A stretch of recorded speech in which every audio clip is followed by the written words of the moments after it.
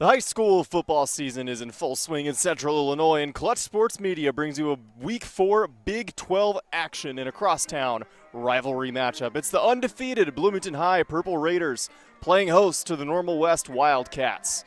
Good evening, I'm Dalton Carmine alongside my partner and good friend Michael Goff. And Michael, as a whole, these teams may be feeling different about where they're at so far this season, 3 weeks in, but what's not arguable is they are both loaded with talent. You've got that exactly right, Dalton. This is going to be a fantastic matchup in store here tonight. I think both teams are going to be at their best now that we're in Week 4 of the season. I can't wait to see how this unfolds. Right, some of those kinks are really starting to be ironed out as we approach the middle part of the season here, Michael. And with talent up and down both rosters, both these teams can hurt you in a variety of ways. It has me thinking this could come down to who's going to do the little things right and who's going to avoid those little mistakes. Yeah, exactly. And like you mentioned here, little kinks in there for both sides. So I really think it's going to come down to which team put together that game plan and then is able to just execute it, get those small things done like you said. I think a close game here tonight and a fun one, that's for sure. Fun indeed it will be, partner, and this is about as even of a matchup as you're going to find in the Big 12. You will not want to miss all the action coming up on the other side of the break on ClutchSportsIL.com.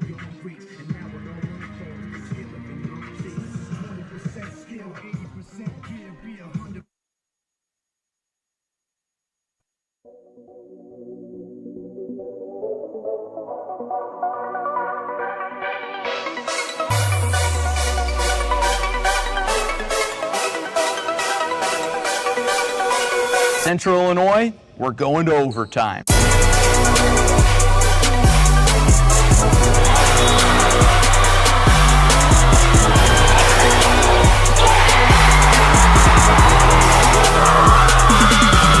After 4 years of preps coverage in Central Illinois, Clutch Sports Media is ready for a new era.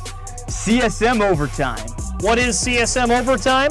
We're going beyond the broadcast to give you in-depth coverage of your teams, Your stories. Your stats and standings. your highlights and action shots. With your subscription, you'll get to see news and feature stories from all sports, up-to-date stats from around the area, and thoughtful analysis from our team of experts. As for our broadcast and social media coverage, it's only getting better. With your support of Clutch Sports Media Overtime, we'll continue to grow our free broadcast coverage with more sports, more games, and more innovation. And thanks to our partnership with Too Efficient Media, your social media feeds will be filled with Central Illinois' best sights and sounds. CSM Overtime will also give you access to full galleries from some of the most talented photographers and videographers in our region. As the new season approaches, it's time for more. More action. More stories. More coverage of all Central Illinois sports. It's Clutch Sports Media Overtime.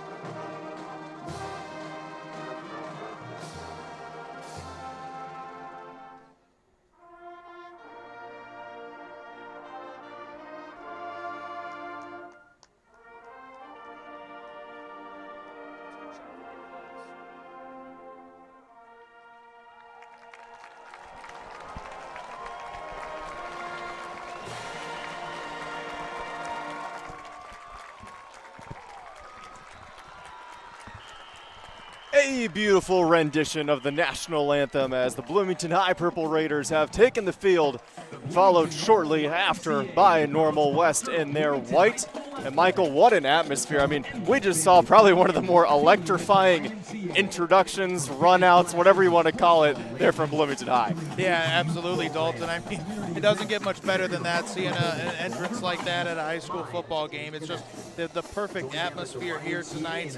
And I think if that entrance and that opening tells us anything, we're in for a great one here tonight. I think that's very safe to say, partner. And speaking of great, let's take a look at some great players, some key players, if you will. And first, we'll zero in on number 24 in white. That's the halfback, Cody Mulbauer. I mean, what an asset he has been to Coach Nathan Fincham's squad all season long. Whether you need 2, 3, 10 yards, seems like putting the football in Mulbauer's hands is a really good idea. Yeah, no doubt, Dalton. I mean, you take a look at the stats, 57 carries, 404 yards, 4 touchdowns. Just an outstanding start to the season for this young man. Indeed, and on the flip side, in a purple, that's Bloomington High's quarterback 1, number 4, Keontae Hamilton, the former all-conference wide receiver. Coach Niall Mulcahy has pulled him from the receiving slot to play under center as the quarterback. And looking at those numbers, Michael, seems to be a really good idea. Yeah, no doubt, Dalton. 372 yards for Hamilton. 6 touchdowns is really the number that sticks out to me. 6 touchdowns in just 3 games of play. 2 touchdowns a game. I think you'll take that any day of the season, no doubt about it. Not bad for a wide receiver, if you will, but I'm sure that was not an easy decision for Coach Mulcahy. We know we'll talk more about it later, I'm sure, but he had multiple options to replace A.J. Codron at quarterback 1 position. But we are about ready to go from the Fred Carlton Field at Bloomington High. Normal West will kick off to the Purple Raiders with Jake Huserick, the junior. His squad is ready. We are ready for more Big 12 action as he swings that right leg. Back to return that one is Jordan Norton, who gets out to the right side, has some space, just past the 40, still on his feet, and is eventually pushed out at the 50. An absolute dream start for the Purple Raiders. Yeah, you can't draw it up any better than that. That is exactly what the Purple Raiders wanted to do. Get out here strong. That has been their big strength this season, is getting out to strong starts, especially in the first half. Dalton, I don't think you could have dreamt of a better start. Indeed, absolutely phenomenal field position. 1st and 10 now for the Purple Raiders, and Normal West is lucky that Kanoa Jose was there at the 50 to push out Jordan Norton. Otherwise, he would probably be celebrating on the sidelines right now. BHS would be up 6. But just past the 50, the aforementioned Keontae Hamilton will set up shop with his offense. All snapped, I'll run up the middle. Not much doing there. The front 7 for Normal West off to a good, strong start. Yeah, good job by Normal West, being quick. Trying to shut things down there. Kevion Chestnut had the football there for Bloomington. We're going to call his name a lot. One of the better players on this Purple Raiders roster. He will get a bulk of the carries. One of the better halfback versus halfback matchups we have here with Mulbauer and Chestnut. You're going to be struggling if you try to find 2 Big 12 running backs better than those 2 right there. So 2nd and about 11 as Hamilton drops back and has nowhere to go. He's eventually going to be taken down. Couldn't get rid of the football. A huge sack to set up 3rd and forever. Normal West defense came to play. A couple white jerseys there. Nasir Hurd was one of them. Number 4. Yeah, Normal West responding nicely after that beginning drive by the Purple Raiders. Defense coming into play. This is a good Normal West squad. They've got size and strength up front on the defense. They've got speed, skill, everything else in the secondary. A nice blend to make life tough on opposing offenses. They've certainly done that here on the Purple Raiders' first drive. Hamilton's going to have to go long. He doesn't have enough space. Now gets to the outside, picked up a couple, but presumably a 3 and out. Good start for Normal West. Number 4. Keontae Hamilton carries for the Raiders. Looks like the punt team is heading out there. Not shocking. No reason to take the risk here going for it on 4th and 13 on your first drive of the ball game. Back to punt for the Raiders, number 6, Carter Tyndall. And Carter Tyndall, one of the better receivers on this Bloomington squad, also the punter. Will punt it away to Malik Givens-Smith, who's going to watch it bounce. And he will stick right there, content with that bounce. So just past the 20, call it about the 23-yard line, thanks to our PA announcer. Normal West will take over and set up shop. 29-yard punt with no return, 1st and 10, Wildcats. Won't be hard-pressed to find some athletes on Normal West offense as well. I mean, Drew Mangruem, QB1, has pretty solid stats of 34 for 58. You'd probably like to get that completion percentage a little bit higher, but, you know, week 4 in the football season, there's plenty of time to turn that around. 375 yards, 2 touchdowns, and the key thing with him, he's got experience. He knows how this offense runs. Yeah, absolutely, and I think now, week 4 of the season, everyone is getting settled in. I think we're going to see a lot of guys start to really kick it into that next level. Going to see a lot of Cody Mulbauer as well as he takes that handoff, scampers to the outside, and cuts it down in distance in half. Number 24, Cody Mulbauer on the carry. So 2nd and medium to kick things off for the Normal West offense. Ball spotted at the 30 after a pickup of 7, 2nd down.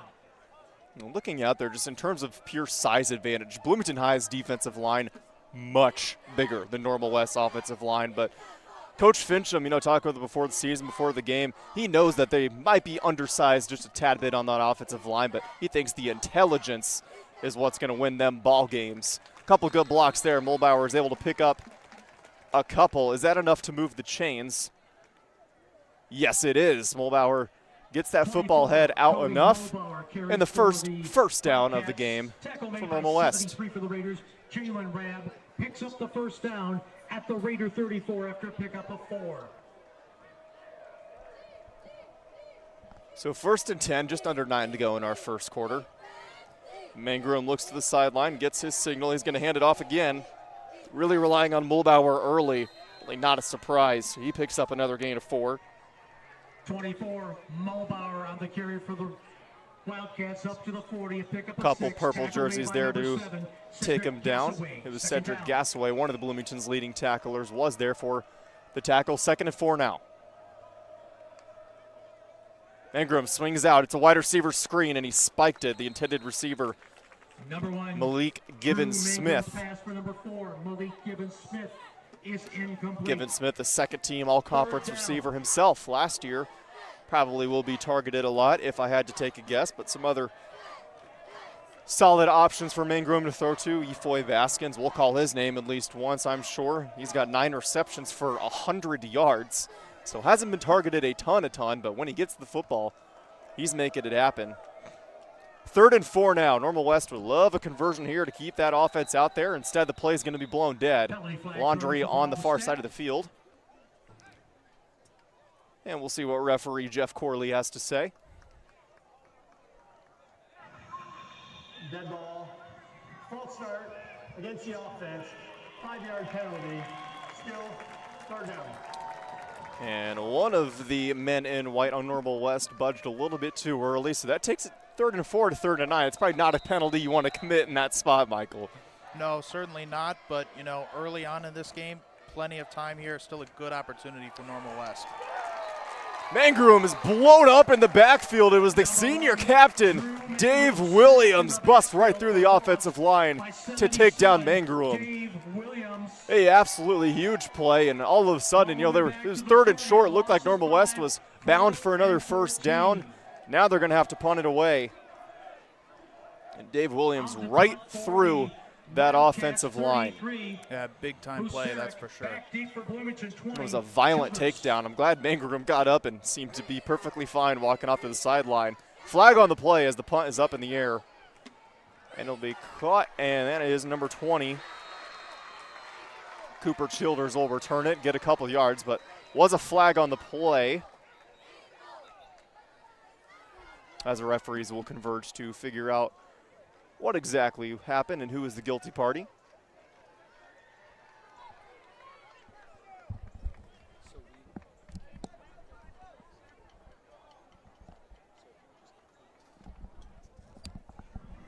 Illegal formation against the offense. 5-yard penalty be added to the end of the kick. Be 1st down. An illegal formation is the call on Normal West on the punt. Not a call you see very often on a punt, I would say, Michael, but BHS will take it. No score. Both teams have had an opportunity. Both defenses have stayed strong. So zeros on the board with 7:36 to go in our first quarter on a beautiful night for football. Yeah, I can't ask for a much better night than this. A beautiful day. Temperature is just about right. I think it was raining earlier, and it looks like there may be rain approaching later. We certainly hope not, but right now this is absolute perfection for some Week 4 football. Kevion Chestnut barrels his way towards the first down marker. If he didn't get there, it's really, really close. Number 13, Ryan Carmona. Yeah, it'll be second and very short. Carmona was there on the tackle. Moves the ball up to the 39-yard line, a pickup of 7, second down. So a solid start to the second drive of the game for Bloomington. I'm taking care of the football. I don't hate the play calls that they've had. Normal West defense has just been better. And here's another handoff. Blown up right before he could make any type of play was Jordan Norton coming over from the wide receiver slot position to take the handoff and had a little bit of space, but not enough to get anywhere he needed to go. Third down. Little deja vu there. We saw Normal West do that on the last drive as well. So defense been spot on so far. I think in order for either of these offenses to have success, and this is something we know they can both do, you got to have a nice blend of passing game, run game, play action. Both teams have the weapons to do that. It's kind of who can establish that balance in a positive way earlier. Rolling out right, throwing with that left hand is Hamilton. It's an incomplete pass. Carter Tyndall, the intended receiver, he'll tell you he should have had that one. But now, 4th and 4 in a decision to make for Coach Mulcahy. Looks like the punt team is out there again. Still no score with 6:20 left to go in our first quarter. Bloomington's already going to have to punt for a second time. Carter Tyndall back. And if I'm Bloomington here, I'm probably not kicking this ball to Malik Given-Smith back there. I'd probably aim for going out of bounds. Anywhere past the 20 would suffice. Low snap, but the punt is away. Given-Smith is going to grab it.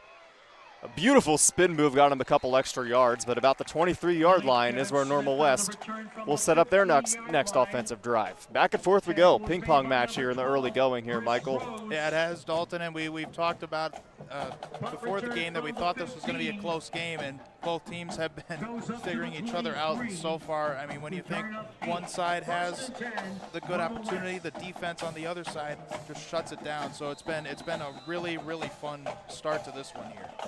You know, we talked about it, of course, plenty before the game. Yes, we did indeed think it was going to be close, but close in high scoring or close in low scoring, we weren't exactly sure. Yeah, that was the big question mark. Looks to be the latter, at least in the early going. Here's some shifting going on around the offensive line of Normal West. Mangroom's going to take the low snap, swing it out to his right. Mulbauer evades one tackle, but is barely able to get back to the line of scrimmage. A couple purple jerseys there for the takedown. 2nd and 10 for the Wildcats. Carry for the Wildcats. Tackle made by number 5, Jordan Norton. And it was Norton, one of the better, another one that's one of the better receivers for Bloomington there for the tackle. That's the thing about Bloomington. You know, school's huge, you know, over 1,000 kids, but Coach Mulcahy is comfortable with his guys he has on the sidelines. And looking out there, it looks to be about 40, maybe 45 guys. But that's exactly how he wants to run his program, and it's worked. They're 3-0. Throw over the middle, had a man open, but he wasn't ready for it. Ryan Carmona was the intended receiver on the slant. So clock stops at 5:30, 3rd and 11, and no score. You got to think Coach Fincham's squad's going back to the air here. Yeah, I think that would be a safe move here for sure. It'll be interesting to see how it plays out. If you try to run it and you only get a couple yards, and you're going to have to punt it away and give Bloomington good field position once again. Ingram's got 3 out to his left. Now he's going to roll to his left. Gets rid of it. Has a man, Carmona. He's hit hard and ripped out of bounds. That was Jamari Sutton over there to make the tackle. Not going to be enough for a first down. So the punt team back out there for Normal West. 4th and 5, Coach Nathan Fincham wasn't comfortable enough in going for it. As the clock hits 5 minutes, still have no score.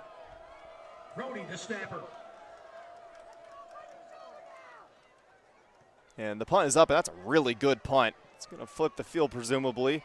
And the catch made by Cooper Childers, but he really has nowhere to go. Matter of fact, I think he was pushed back by multiple white jerseys. Yeah, he was. Momentum took him back on that one. A really nice job by Normal West executing that from top to bottom. You could tell Childers every time he returns a punt or a kick, he wants to go. If he's touching that football, he's going to try to take it to the house. And Normal West, they're prepared for that. Yeah, they were. I mean, you saw him being surrounded right as soon as that ball went up in the air. And Childers, I mean, he was ready to go from the jump, but Normal West was just right there. Both offenses doing both defenses rather, doing very, very well to start this game. Let's see if the offense can follow suit on the 3rd possession of the game for BHS. Here's a handoff. Kyvion Chestnut picks up a couple.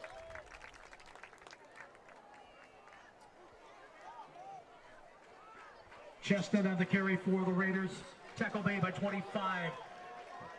Marcus Letcher. Pick up on the play up to a 43 of 3. 2nd and 7 now. Bloomington gets back into their huddle, and we've been relying on Chestnut heavily, which, traditionally not a bad idea. The senior running back, 342 yards, 3 touchdowns, an average of 7 per run. There's another run. Picked up another few yards, perhaps. Chestnut on the carry. And just like that, we have another 3rd down. It seems like, these teams are getting the ball, they're calling the play, and you blink your eyes, and it's 3rd and medium. Neither team really able to convert. I believe we only have 1 first down the entire game thus far with 3:45 to go in our first quarter. Yeah, it certainly has been a defensive clinic on both sides.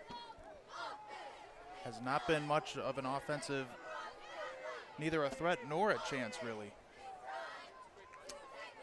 Hamilton drops back to the pocket. He's going to let it fly. He has a man just beyond the outstretched arms of Cooper Childers, who was open, but an incomplete pass. 4th and 7. And again, the Bloomington punt team out in the field. Brings up 4th down. Yeah, just a game of inches there on that play. Almost a highlight reel play, but a great effort from both Childers and Hamilton on that one.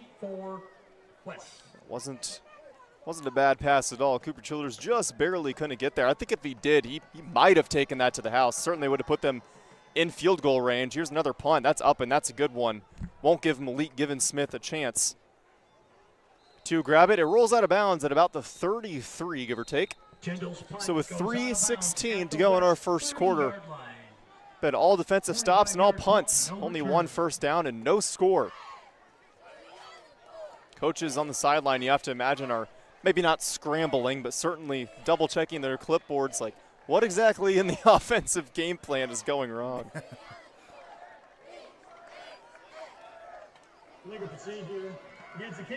And there was a flag on the play. It was on Bloomington, so it'll push Normal West up 5 yards. And the way this game is going, I think you take any yards you could get, Michael. Yeah, no doubt, it has been tough to advance. So you will certainly take that, especially just with how this one has unfolded here in the early goings.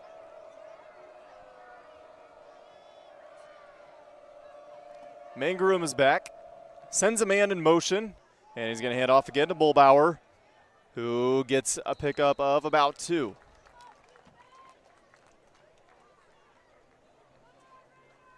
Normal West seems to be relying on Bullbauer. He's got a couple real nice pickups, but a lot of those are only going for 2-3 yards, which I think is more to the credit of Bloomington's defense. Dave Williams, Israel Lukoji, Jalen Rabb. There's a lot of big bodies, a lot of experience out there. Kavion Chestnut, of course, goes both ways. He's one of the main linebackers. Haven't even talked about their leading tackler, Isaiah Martin. He's got 18 tackles on the season. That's 6 per game. That's all conference type stuff. The middle linebacker. Ball snapped. A quick hitter out to the right side Receivers got nowhere to go.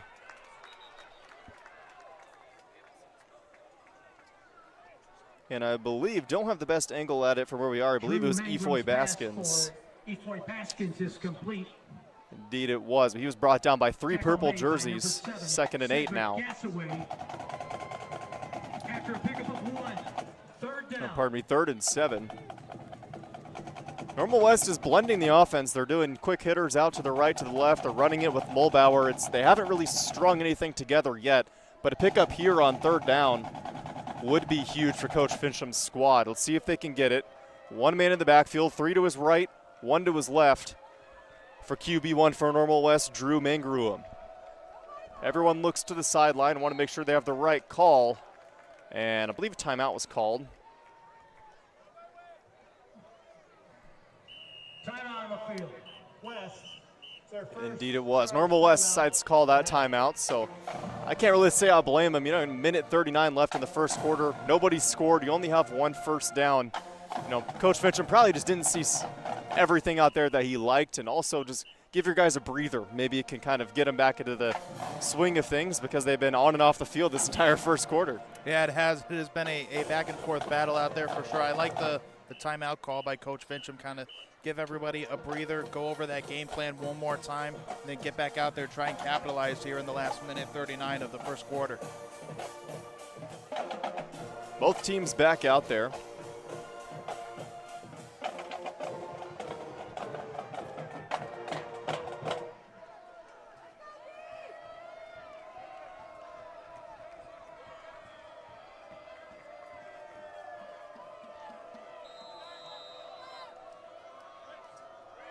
Mangruum's got Mulbauer. Now he sends him in motion. So this one presumably is going to go to the air.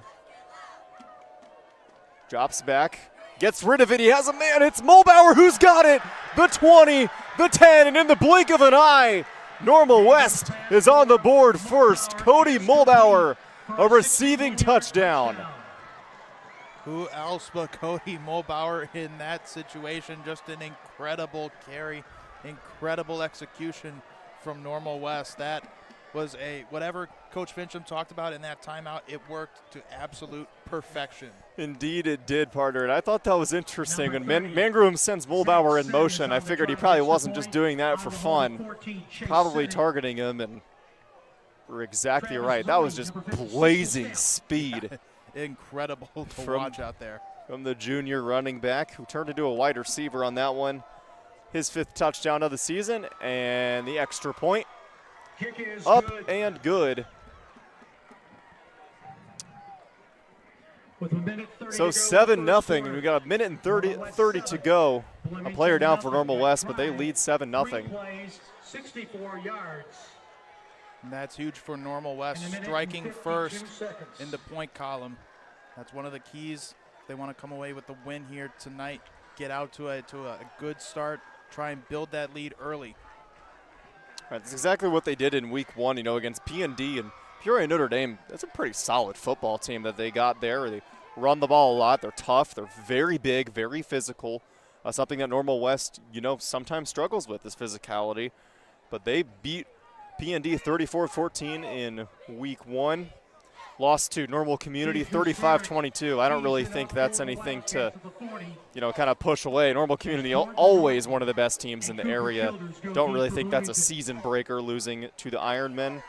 And then last week, a disappointing loss, 67-56 versus Danville. But their defense, whatever was not working last week, seems to be working this week. Hugh Sark hears the whistle, and we'll kick this one away.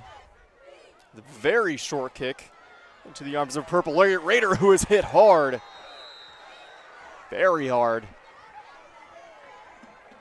Believe that was Mason Sweeney there on the tackle. And unexpectedly, the ball went to Jack Schwelzer. And it was Eric Mangarelli who was actually there on the tackle. Didn't have the best view at it, but that was a very, very hard hit. Bloomington takes over. Everyone on their offense think right now Michael just needs to take a deep breath and kind of figure out where to go from here. Yeah, you gave up a big play, but playing a team like Normal West, they're going to get their yards, they're going to get their points. It's just something that happens in the game of football. How do you respond now is the question.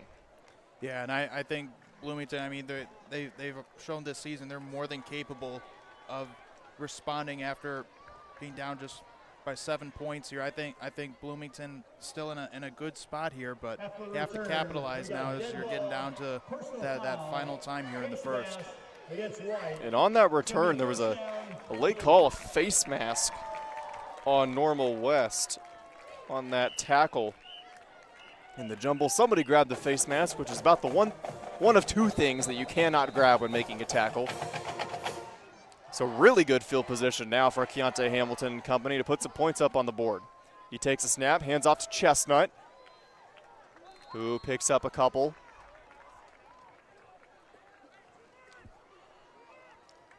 Kevion Chestnut carries for the Raiders. Tackle made by 54, DJ Morgan. And DJ Morgan getting some snaps there at linebacker, makes the tackle. Second and medium now for BHS.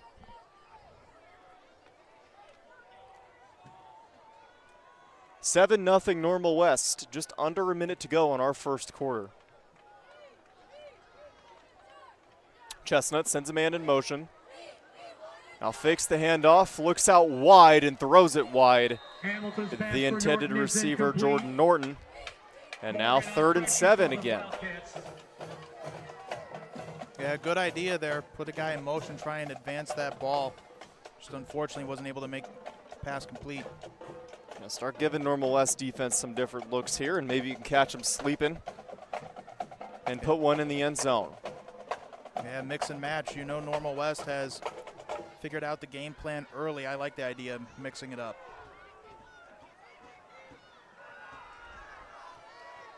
Here's another handoff. Beautiful spin move. That was Keontae Hamilton who kept it. Hamilton carries for the Raiders up to the 44, pickup of 1. It was a very nice spin move, but only got 1, and they're going to call it about 4th and 6, give or take. And which means the punt team is back out there.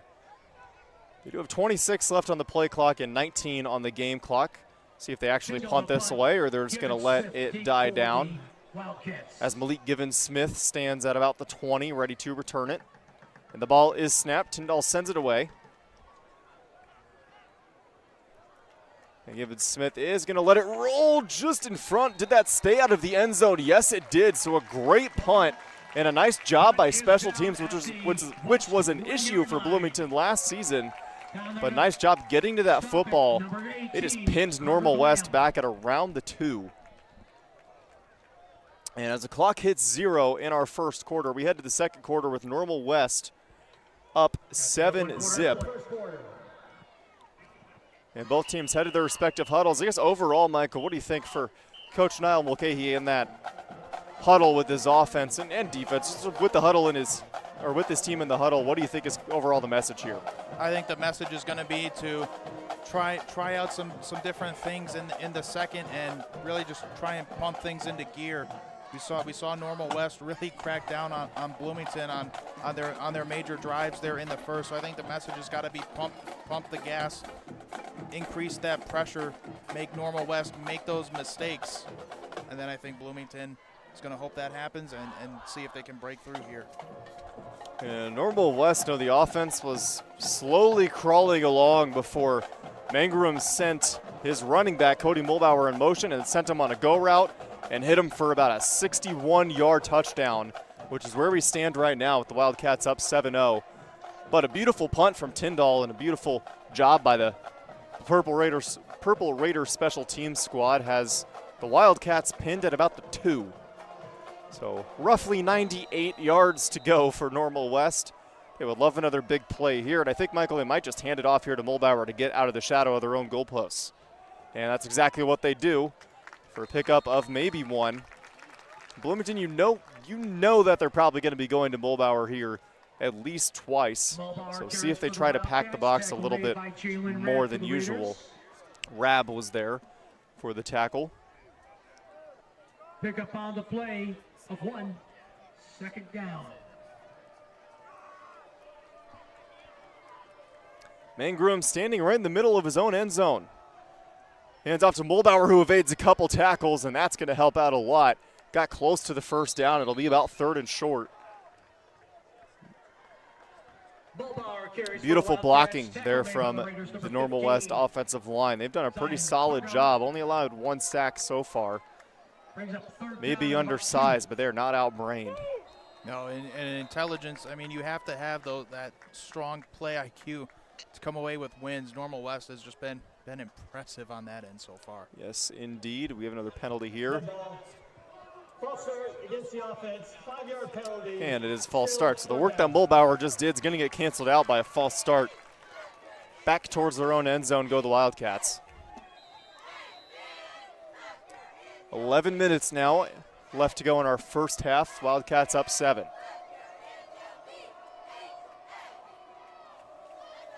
Mangrum. Mulbauer now will go in motion again. He drops back, has time, looks for Mulbauer, and threw it over his right shoulder. So now 4th and 7, and you almost have to punt here if you're Normal West. Yeah, valiant effort. Certainly doesn't go without saying a strong effort there. We saw the game plan again, get that ball. Mulbauer try and pick up some distance. Travis Rohde, the snap. Cooper Childers deep for Bloomington. Husaric is back, standing on the N in Bloomington in his own end zone. He will punt. You need a good snap, a good catch, and a good punt here. No room for error. And all 3 of those things are completed. A good punt that's going to go right to Cooper Childers, and he thinks better of it. Signals for the fair catch. So now Bloomington's going to set up their offense once again with really good field position at about the 41. Yeah, good opportunity here for Bloomington to try and bring that momentum back on their side. This is a team that really has exploded in the first half so far this season. Indeed they have. They've just got some utterly insane scores here in weeks 1, 2, and 3. They are undefeated, 3-0. A 40-7 win over Danville, 19-14 dogfight that was won in the last couple minutes against Normal U-High, a perennial powerhouse. And last week took on a Peoria Manual team that's had their struggles and defeated them 48-6. So the offense has had no troubles up until now.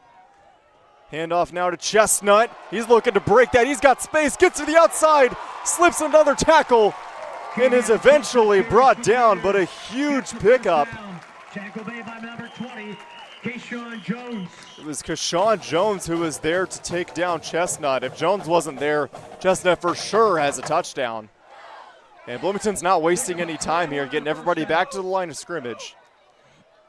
Brought the crowd back to life here too. Bloomington fans looking for something special. And looks like game will be slowed down. Might have been a timeout on the field. Timeout West. It's their second timeout. Yep, Normal West will elect to take their second timeout, so 1 remaining for them in the rest of the first half. 10:27 to go in our first half. Normal West leads it by 7, but the biggest offensive play so far for Bloomington. A Kevion Chestnut, huge run that went for probably about 20. Puts them close to the red zone. Yeah, and you have to think your timeout by Normal West might be an opportunity to slow the game down, try and freeze up Bloomington a little bit on that momentum. We were just talking about how good the Purple Raiders offense has been. You knew you were going to get punched in the mouth at some point, but now keep him out of the end zone. If you can hold him to 3 here, I think you're more than happy with that. 1st and 10 from the 20, or from the 15 rather. Hamilton with Chestnut next to him in the backfield. Will fake the handoff. Hamilton will keep it, has space, cuts back towards the middle, is hit hard, falls down just in front of the goal line. It'll be 1st and goal, back-to-back impressive runs. And Bloomington all of a sudden knocking on the doorstep. Yeah, and I mean, he narrowly missed a touchdown there. Came down to about the last second it could. 1st and goal at the West 2. Now West, I would imagine, is going to pack it really tight in the box, try to prevent Kevion Chestnut from scampering through the middle into the end zone. See if they could do so successfully. And Chestnut did get the handoff, but the play was blown dead. Yeah, what's the call going to be?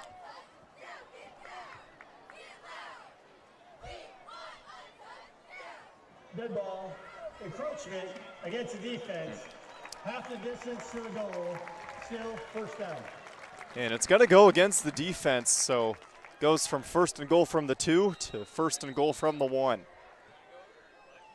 Lots of options here for Coach Mulcahy's offense to find its way into the end zone. I would assume they're going to go right back to Chestnut, but we shall see.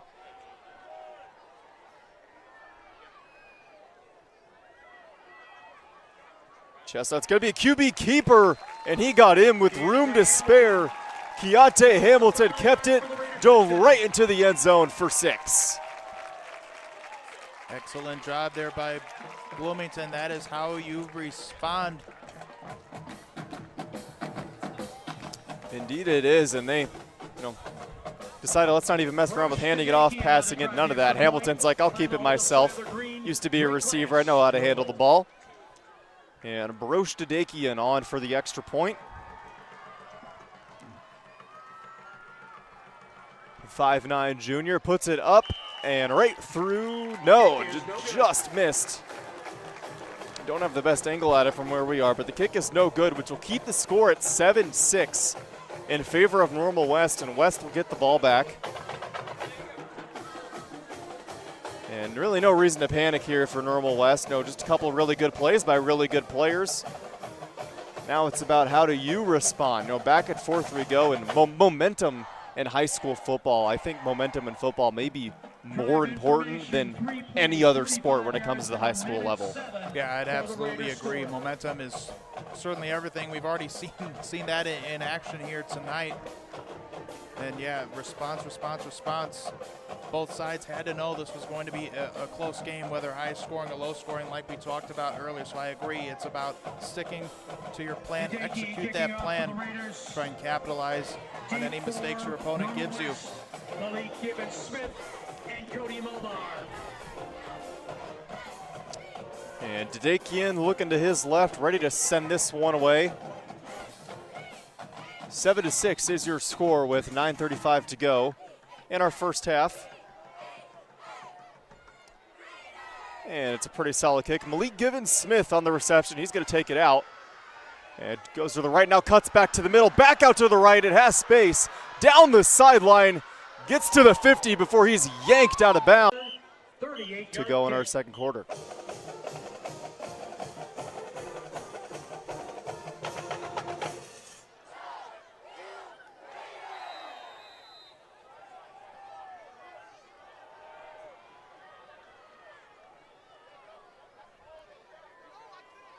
First play of the new drive for the Purple Raiders will go for a gain of maybe 1, as Chestnut was pushed back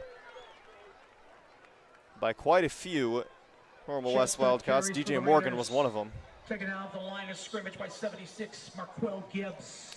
Marquell Gibbs was there as well. The 6'1", 340-pound nose tackle for Normal West. Talk about mass.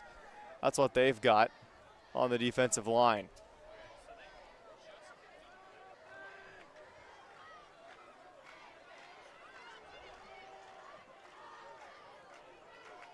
Bloomington High's got plenty of size in their offensive line, so important. Second down. Big Israel Lukoji was the first one there for the stop.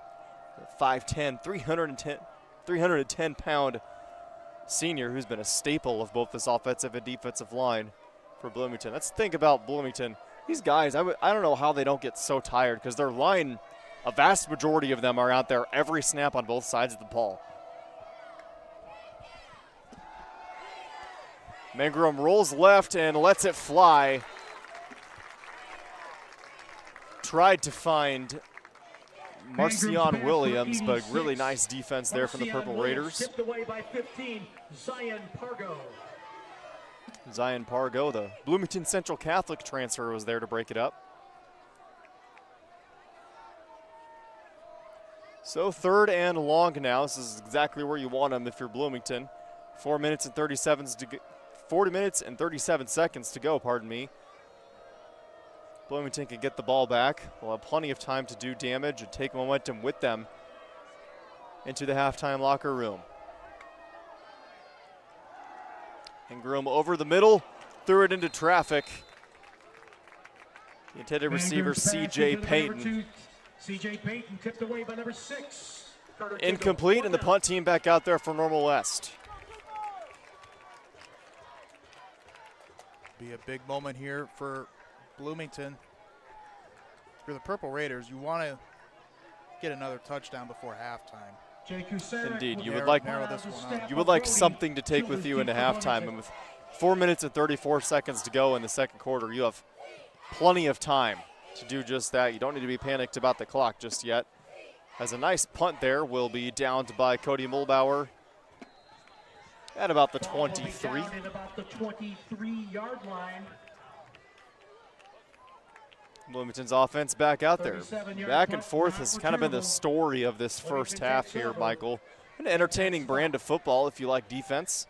Yeah, it certainly has. It is a defensive fan's dream thus far. Both sides really have been on top, you know, just aside from a couple plays here and there. I mean, it's been spot on. I have to think both coaches very impressed with the defensive side of the ball so far. Certainly, and that's just going to come down to a chess match at halftime between who's going to make more, or who's going to make the better, I should say, offensive adjustments. Hamilton drops back, has some time, swings out, has a man wide open. Norton holds on to that one and bounces to the outside, past the 40, and a first down and multiple more for Jordan Norton. A 17-yard gain and a Raider first down. Yeah, it was a great job by Norton receiving it wide open, kind of sidestepping the Wildcats until he went out of bounds.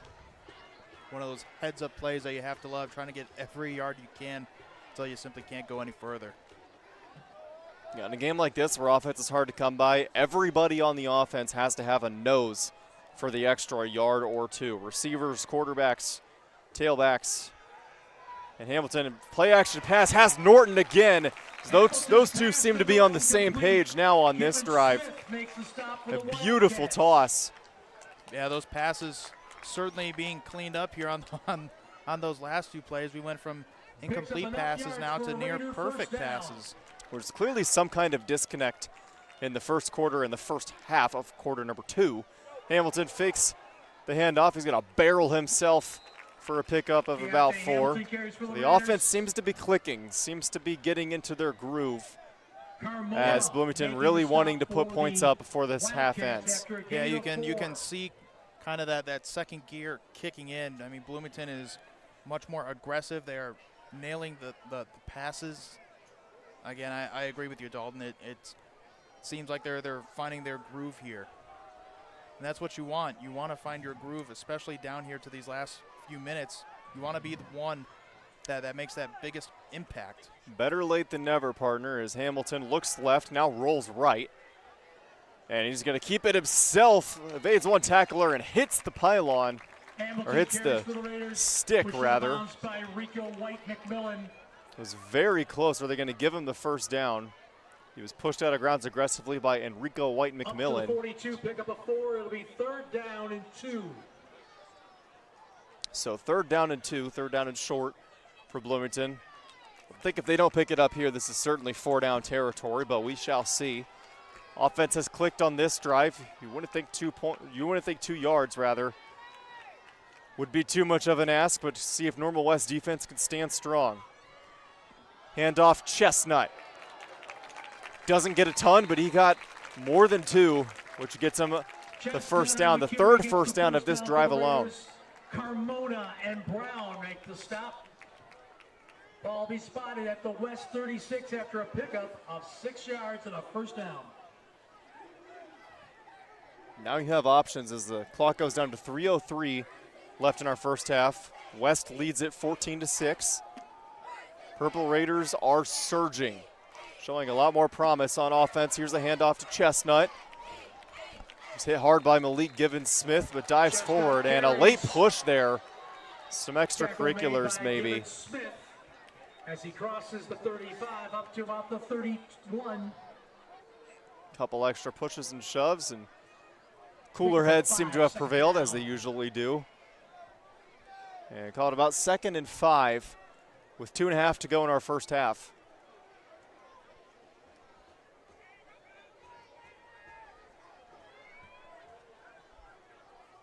Well, Bloomington breaks their huddle now with 2:16 to go. Got plenty of time for some more plays, and remember, Bloomington's got all 3 of their timeouts. Normal West only has 1.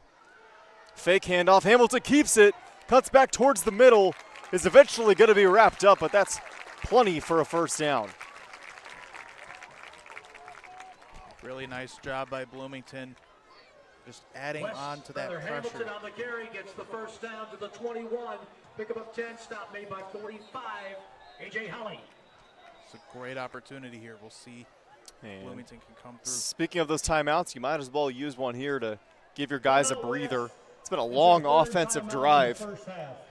Their longest of the game for Bloomington, so can't blame Coach Mulcahy for wanting to take his first timeout. He's got first down, 1:54 to go in our first half. 14-6 is your score. Normal West leads Bloomington, but the Purple Raiders looking much, much better on this drive compared to the rest of the game. Yeah, certainly, and better late than never, like we said. Bloomington has been very good offensively in the first half.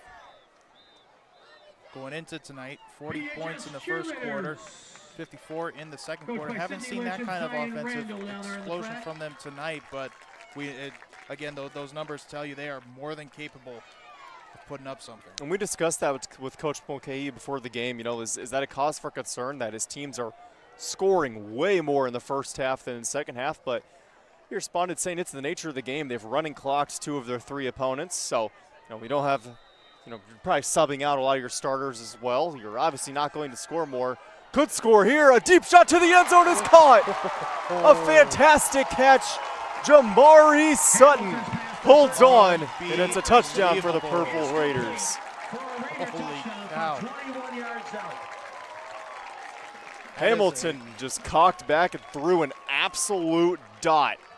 And the big 6-foot Sutton able to grab it, hit the deck, and hold on to it.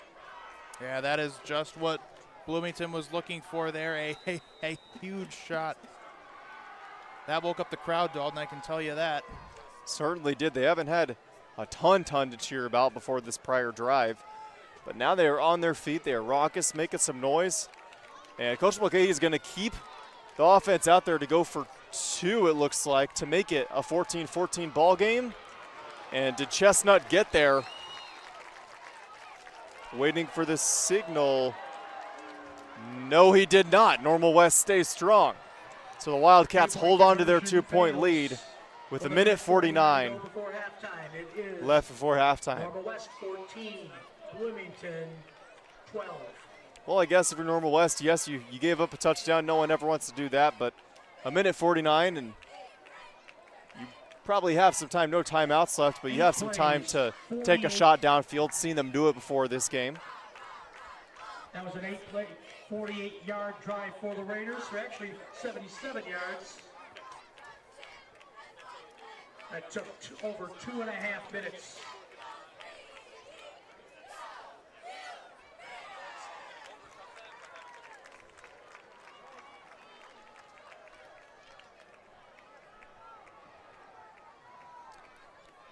So minute 49 to go. Bloomington's kicking team back out there. And Cody Mulbauer go deep for the Wildcats. And student section, cheerleaders, band, everybody's starting to get into it a little bit here for Bloomington. And one of the better atmospheres across Central Illinois, I would say. It was one of my favorite places to come call a game. And for good reason, as the Dakian's ready. And sends that one away. Malik Givens-Smith will make the grab and the return. Would love a big one here, and he may get it right up the middle. The kicker to beat it, he beats him. Malik Givens-Smith to the house. Malik Givens-Smith takes the kickoff at his own 15-yard line. Returns it 85 yards for a Wildcat touchdown. Unbelievable, 85 yards in the blink of an eye. I don't remember the last time I saw a man move that fast. Really nothing fancy about this play, Michael. Just right up the middle. Made one guy miss, 2 guy miss. All of a sudden, he's just staring at a bunch of turf and the kicker, and he's able to take it all the way. Yeah, pure speed on display there, taking advantage of some openings that Bloomington gave him. Had to evade a few guys. That's a big, big touchdown. Just when he thought. Right when he thought Bloomington may have had the momentum after a really good drive, as Sen puts the extra point up, and good, just tucked inside that right goal post. But I mean, you want to talk about responding quick, responding fast. Yeah, that's a heck of a response. It doesn't really get any quicker than that. It doesn't. 85-yard kickoff return from Malik Gibbons-Smith. Just when it looked like Bloomington was going to be crawling back into this one, Normal West responds. They touchdown immediately. And that's probably going to get Gibbons-Smith maybe a couple more looks. He's got plenty of college offers. Just this last week, he picked up his first Division I offer. That's from FCS Western Illinois, but holds a couple other college offers from lower-level colleges as well. And that is why, right there, get him in some open space, he'll make a play. Also has had a really solid game on defense, as have most of the Normal West Wildcats, who lead the Bloomington Purple Raiders 21-12. A minute 37 in all 3 timeouts for Bloomington to get themselves back into the scoring column. Hugh Sarek sends the kick away. And Jordan Norton's got that one. Gets a little bit to the outside, and a good tackle, but the flag is going to come in. Maybe a face mask, horse collar. Norton on the return from his 20 up to about the 33 where the tackle is made by Mangiarelli. We have a penalty flag thrown at the end of the return. Mangiarelli was there on the tackle. It is going to be a personal foul, a face mask on him.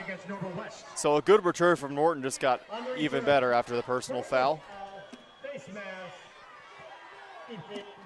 15, first down. A minute 32, good field position. Like I said, all 3 timeouts. You got to think you're probably going to the air more often than not here, Michael. Yeah, I would agree with you, Dalton.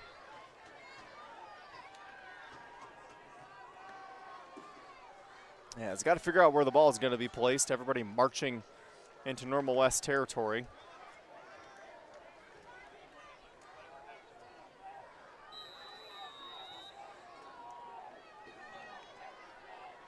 Hamilton will take the snap. He is going to pass. Now he's going to take off up the middle.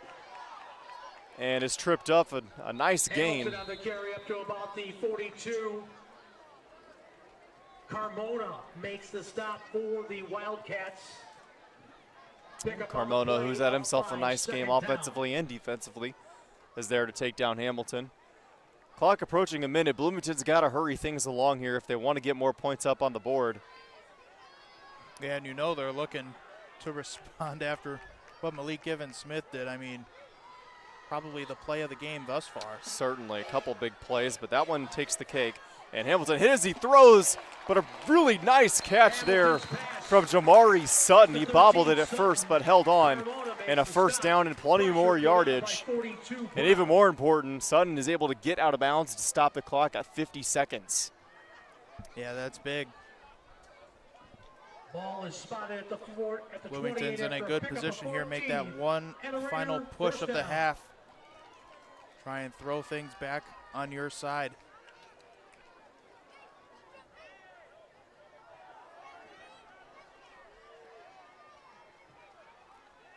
Hamilton lets that one fly. It's Sutton again out wide.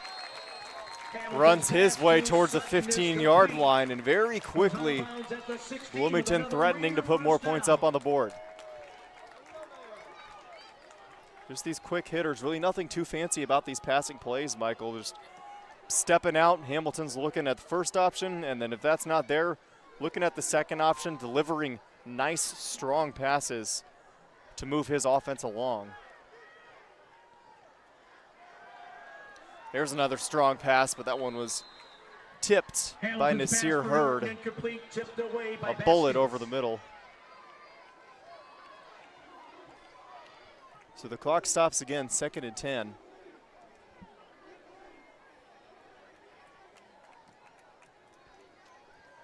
21-12 as we approach halftime from Fred Carlton Field. The Normal West Wildcats lead the Bloomington Purple Raiders. 2nd and 10 now. Hamilton with Chestnut next to him. Thought about it, now rolls left. Under a lot of pressure, he's just going to keep it and get out of bounds instead of force something. And that, you know, not what you want to do if you're Bloomington, but that's a very mature play by Hamilton to not force anything there. Yeah, it is. You don't want to force anything, risk a bad throw, anything like that. So smart job there. Stops the clock, gives you another opportunity.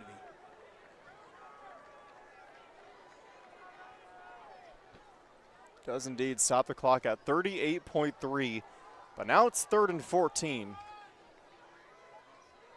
So you need a pretty solid pickup here. Hamilton's alone by himself in the backfield. Has 3 out to his right, sends 1 in motion. And he's gonna roll right. Does he have any options open? He does, flips it towards the end zone. Norton holds on. Norton sticks with the play, makes the catch. And the Raiders, we have extra pushing and shoving going on near where the line of scrimmage was. There was a flag down. I think the touchdown is going to count. I think the flags came out after the play, and this may take the referees a couple minutes to figure this one out. But it was a really nice play. Again, a mature play from Hamilton. Left-handed quarterback rolling right. Has the power and the wherewithal to find Norton, who's standing right on the G in the end zone. In a pink case was found on the visitor side of the field. He can be picked up from the police officer behind the west side end of the visitors' bleachers by the So the referees will sort out all the extracurricular activities that happened, I believe, after the play. I don't believe I saw a holding or anything on the play or anything that would negate the touchdown.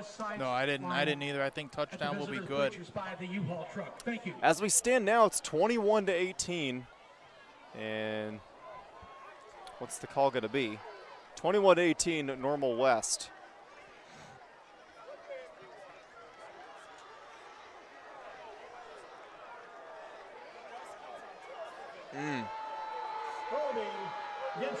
And it is going to be holding against the offense, which is going to negate that touchdown.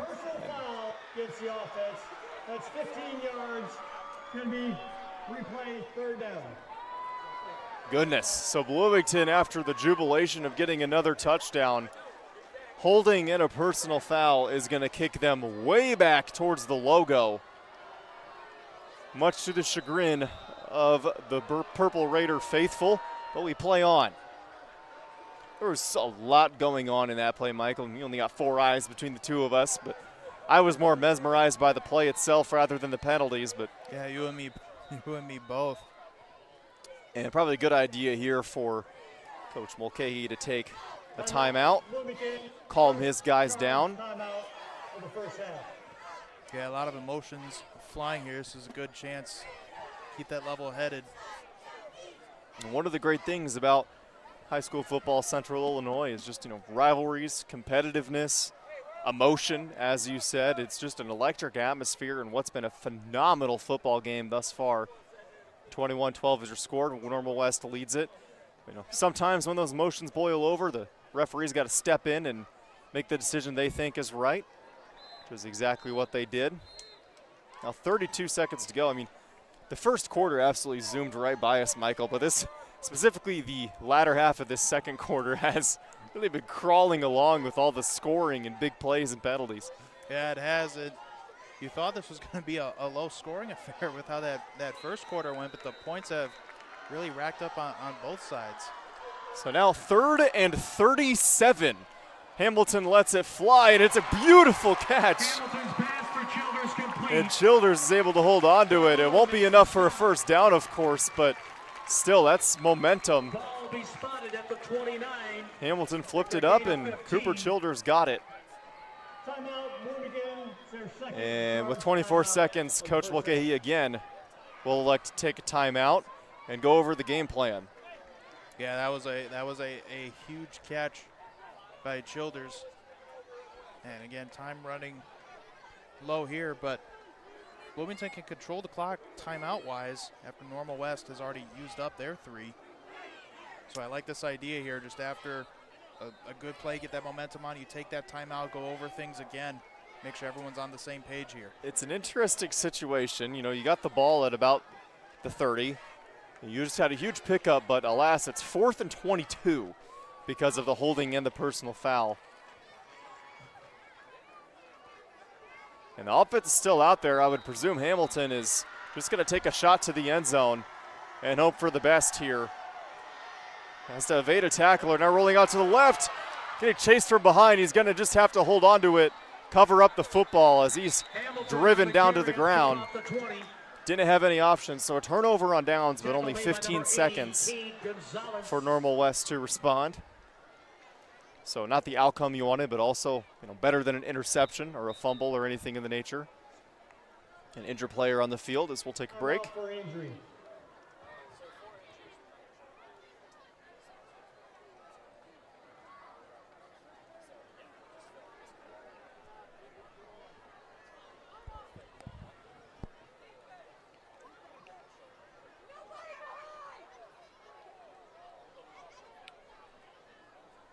Looks like maybe a hamstring out there needing to be stretched out. Something like that, or potentially a cramp or something.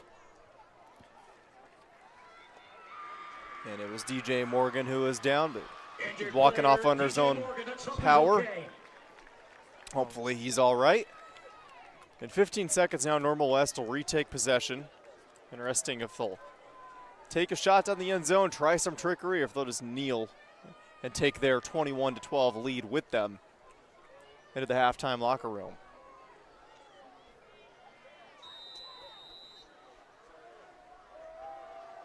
It looks like they're in kneeling formation, and they are. Mangrum takes the ball, flips it to the referee, and both sides will head to their sidelines.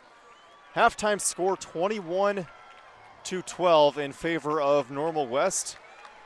Been an interesting half of football, to say the least here, Michael. As we said, just defensive battles from the get-go. You know, first quarter, just punt after punt after punt.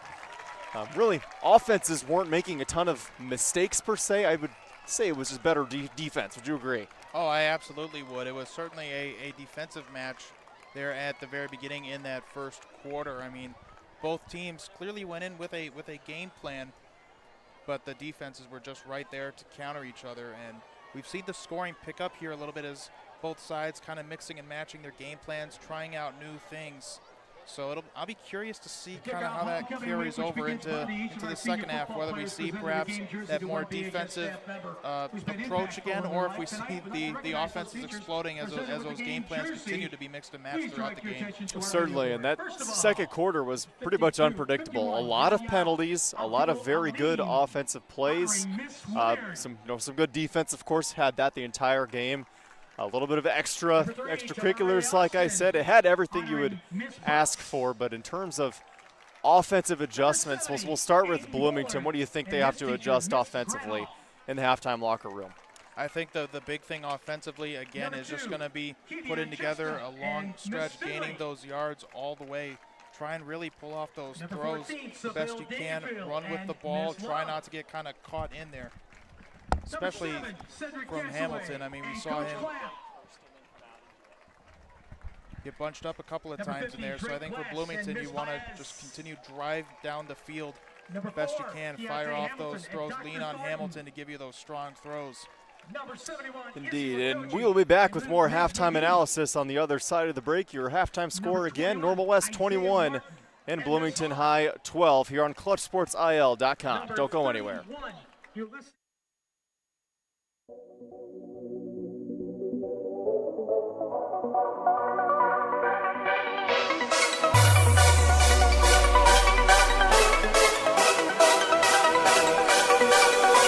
Central Illinois, we're going to overtime.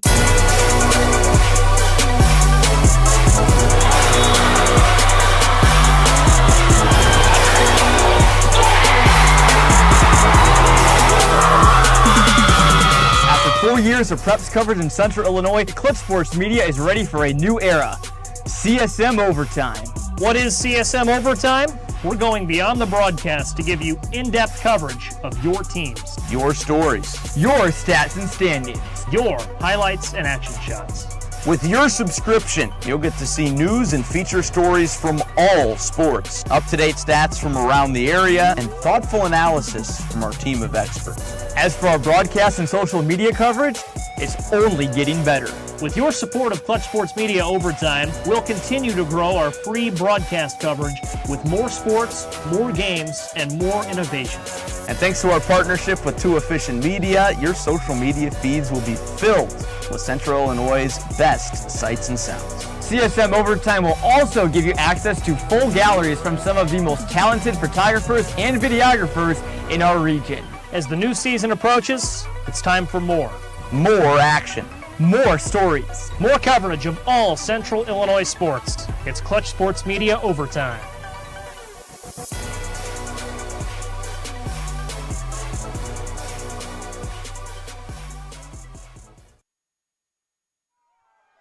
Back here on ClutchSportsIL.com, Dalton Carmine, Michael Goff with you from the booth. 21-12 is your halftime score. Normal West leads the home team Bloomington Purple Raiders from Fred Carlton Field as we take you inside some sounds of the stadium from Fred Carlton Field, the award-winning Bloomington High Marching Band.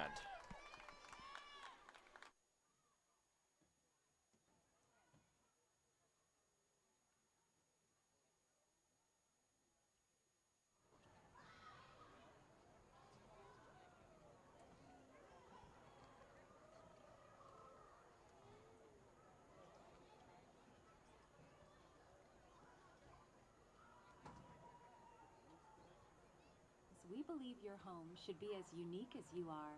From our signature Björksen bookshelf. New from Bloom is the Speldosa stereo system. It has a left speaker, a right speaker, and subwoofers for immersive bass. Try it today. Batteries not included. Build your dream home, visit Bloom today.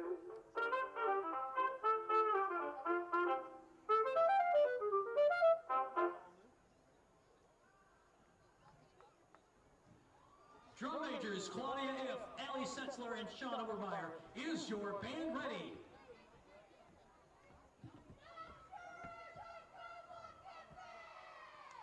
Ladies and gentlemen, the Bloomington Marching Raiders.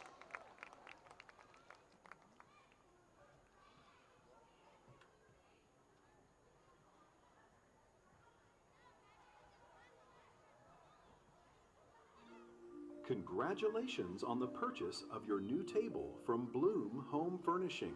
With just a little care and following these simple instructions, you'll be enjoying your new table in no time at all.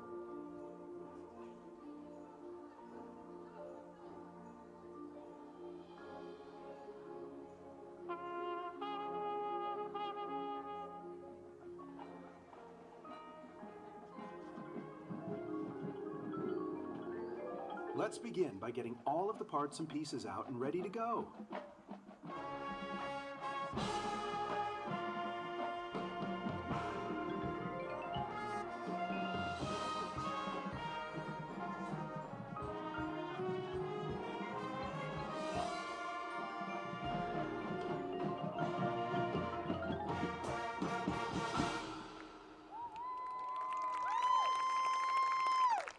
Step 1. First, I'm going to need you to locate the support legs.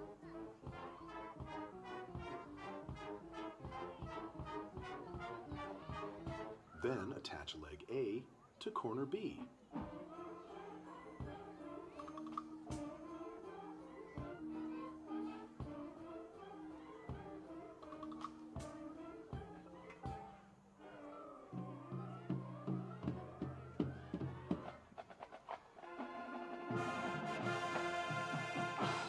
Congratulations.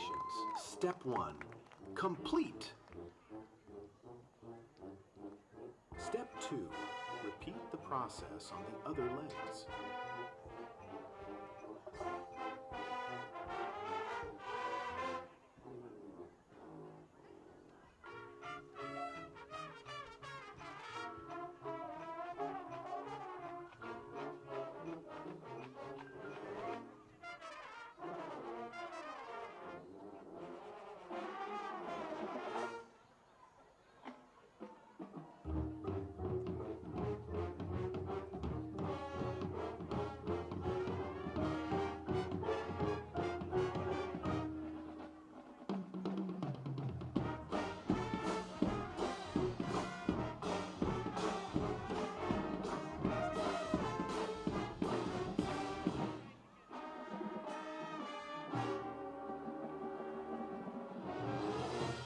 That's it.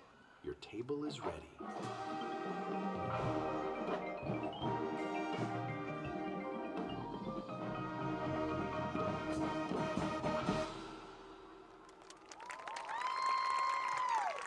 Time to enjoy it with some friends.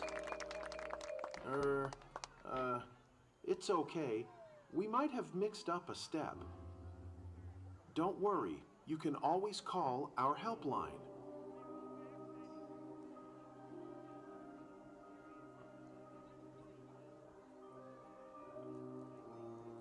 Thank you for contacting Bloom Customer Support. Your call is very important to us. We'll be with you shortly.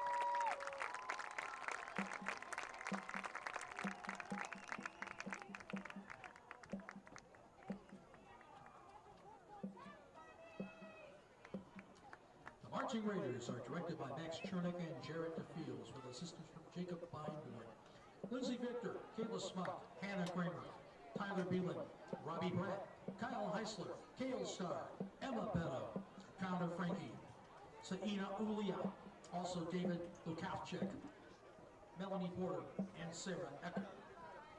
Senior members of the Marching Raiders include Sean Galladay at trumpet, sousaphonist Lydia Jennings, mellophones Grace Johnson and Mae Jones, and the drumline, John Hiles, Brock Lehman, Logan Lowe, and Elliot Lowell, plus clarinetist Maggie Meyer and Eliana Miller from the Color Guard. Their next competition will be on October 4th at Downers Grove South.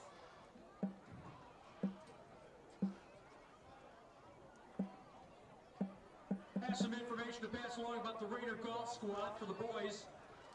They were in action today in the first round of the Dragon Classic at Parkview Golf Course in Pekin. Shot a 342. Sam Falcott had an 81. Chase Chavaronic 84. Philip Haney 88. Sam Brown with an 89. Not counting Brock Holtz with a 95. And Kyle Lehman's 99. Raiders are in 22nd place out of 30 teams as U-High leads this actual shift to the Pekin Country Club tomorrow afternoon.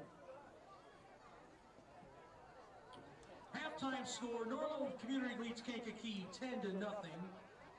Also, like to point out here that Champaign Centennial leads Danville 14-7, also at the half. Last check, first quarter, U-High leading Lincoln 21-0. Tri-Valley on top of Deer Creek, Mackinac the second, 14-0. And in the first quarter, last check, it was Central Catholic leading Rantoul 35-0. Don't forget, next weekend is homecoming here in Raiderville as we will entertain Urbana.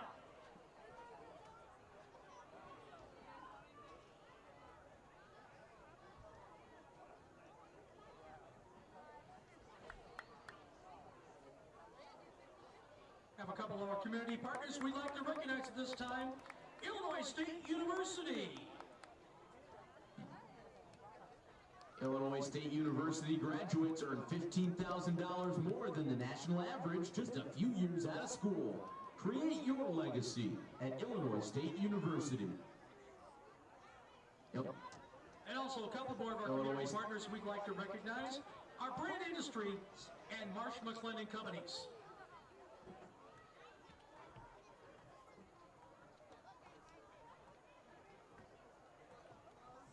If your business is planning to offer benefits such as group medical, group dental, or health savings accounts and negotiate renewals for your employees, contact Marsh McLennan at marshmclennan.com. The Marsh McLennan Companies empower small business owners to manage their benefits by providing tools, resources, and guidance needed to succeed. Also, we'd like to recognize another one of our community sponsors, Kelly and Castrenga Injury Attorneys, as you can see on the video board.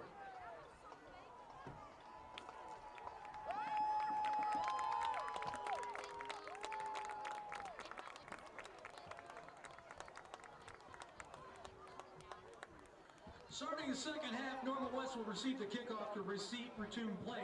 Let's look at the lineups provided that Normal West has the ball after the kickoff. On their offense, the line, number 51, Romeo McCollum at left tackle. Left guard, 53, Jackson Hill. The center, number 52, Caden Slagley. Right guard, 56, Travis Rhodey, and 66, Jordan Stovall will be at right tackle. The tight end is 0, Devin McLeod. The receivers, number 4, Malik Gibbons-Smith, and 4, Efoy Baskins. The slot receiver, number 2, C.J. Payton.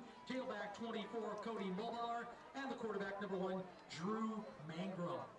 Your Raider defense looks like this. And the line, number 71, Izzy Lakoji.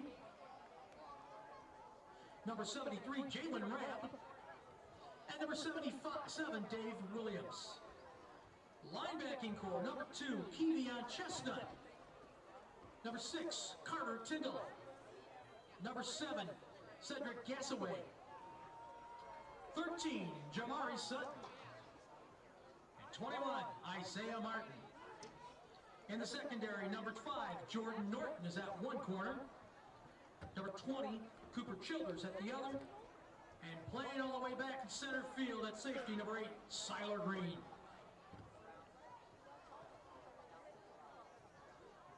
Community partners of Raider Athletics include Redeemed Roofing, Orthodontics Associated, Heartland Community College, Kelly and Castrenga Injury Attorneys, Hy-Vee, Marsh McLennan's Companies, Illinois State University, Heartland Bank and Trust Company, Brand Industries, the Bloomington Plumbing, Heating, Cooling Contractors Association, the Bloomington Normal Parents, and the Bloomington Normal YMCA, as well as Avani's.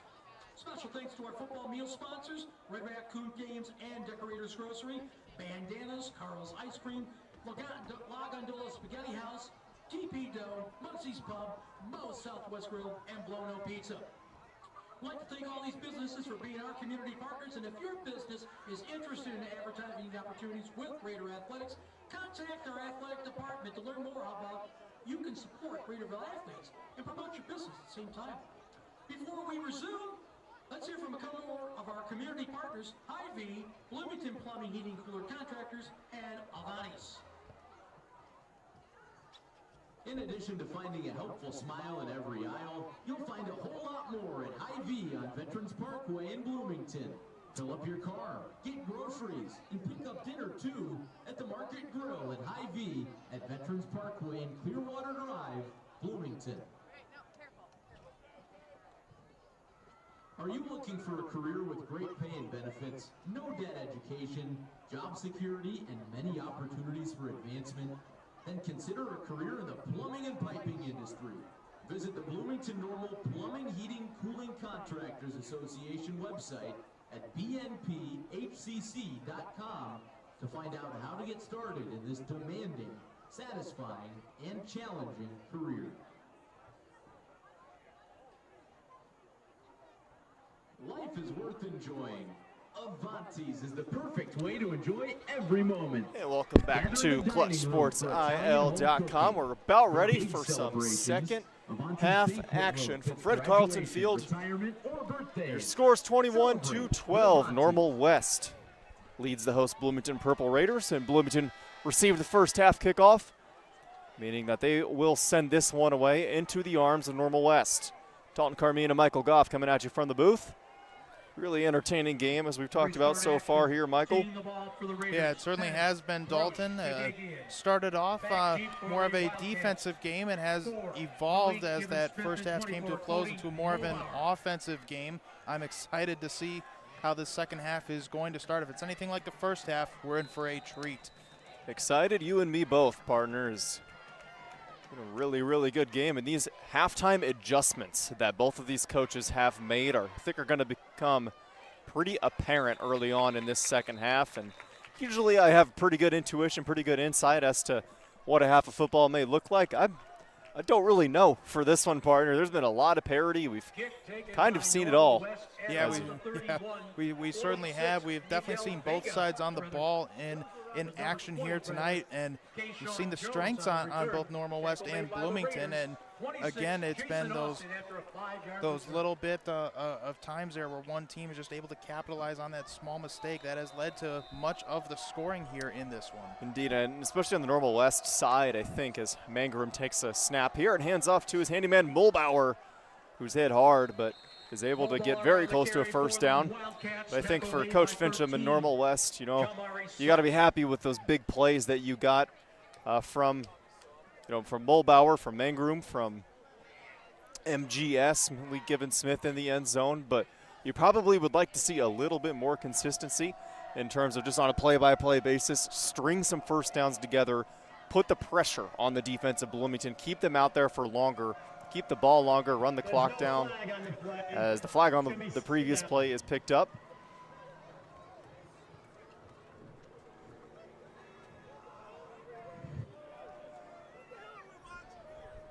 Pick up on the play of 7. And Second and 3. A gain of 7 is what they're going to call that previous play, so second and very short. Mangrum again with Mulbauer in the backfield. You got to think it's going to him. And it is. And right into the teeth of the defense, but it doesn't matter as he falls forward and gets the first down. A good start for the run game of the Wildcats to start this second half. Yeah, already starting off with a first down. Got that momentum on your side to end off the first half, and Wildcats coming out here strong, looking to build upon that lead. A lot of that credit can kind of go to the offensive line as well. They got a little break there at halftime. They've been really solid all game long. Outsized maybe, but that hasn't mattered a lot. Mulbauer's got it again, goes to the left side. A couple good blocks, gets past one defender. And just like that, he's got himself another first down as Normal West into Purple Raider territory. But that offensive line, Jackson Hill, Caden Slagley, Travis Rohde, Jordan Stovall. Jordan Stovall was the only offensive lineman that was returning from last year's squad. So naturally, that's going to raise a lot of question marks about your offense, about your program, and about that offensive line. But they have been more than up to the task tonight and most of the season, really paving the way for Mulbauer to pick up some really nice yardage here. Here's going to be a pass outside to Malik Given-Smith. And he takes some contact but is pushed forward by a bevy of white jerseys, and he gets a first down. Yeah, it took a mountain to get him down that time there. Just kept trucking along, and Purple Raiders did eventually get him down, but again, shows just that endurance he has. And he probably should have been brought down a couple yards short of the first down. Instead, he gets a couple yards past the first down marker. 1st and 10 from about the 28.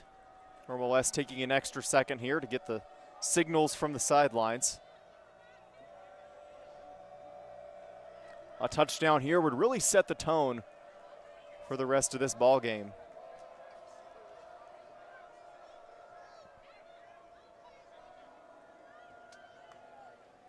Ball snap, Mangrum's going to hand off to Mulbauer again.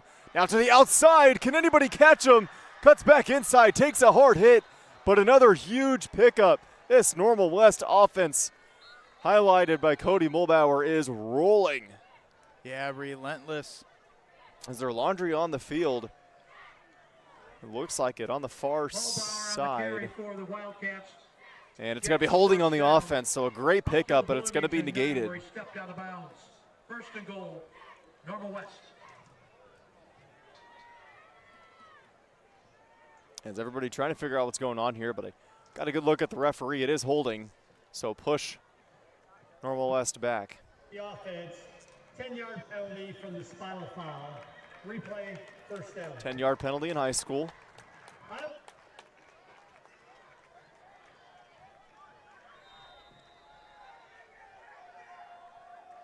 So still first down. Mangroom's by himself in the backfield. 3 to his left, 2 to his right.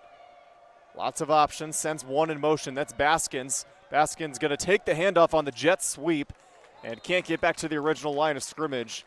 So now second and long. Baskins carries for the Wildcats. Tackle made in the backfield by number 7, Cedric Gassaway.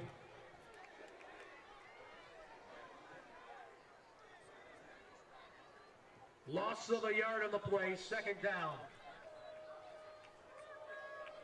9:40 to go, still 21-12 in favor of Normal West. But a huge drive here, at least it seemed to be before that holding penalty set them back. 2nd and 13, same formation as the prior play. Baskins goes in motion again, and it's a fake jet sweep. Mangroom's got it man deep, it's Mulbauer, he's got it, and he's into the end zone. What do you know, another big play that involves Cody Mulbauer. Touchdown Wildcats. Cody Mulbauer coming into tonight was averaging 2 touchdowns a game, and he's lived up to that in week 4 here as well. Dalton, he is just having an incredible season. And both touchdowns in kind of in an unfamiliar way. They're both in the air and sending him out, going on go routes, and Mangroom's hitting him to his credit. And Zach Sens kicked it right into the turf, so the kick is blocked. I believe a purple jersey got a hand on it. But alas, 27-12 now your score with 9:17 to go in our third quarter.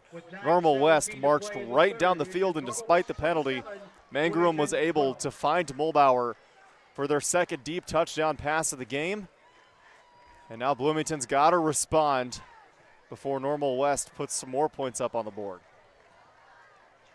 Yeah, and Bloomington's offense, I mean, they're certainly not out of it, but you would definitely like to swing that momentum back on your side here, get a nice drive, get one into the end zone, then you're going to feel a whole lot better about where you're standing. Indeed you are.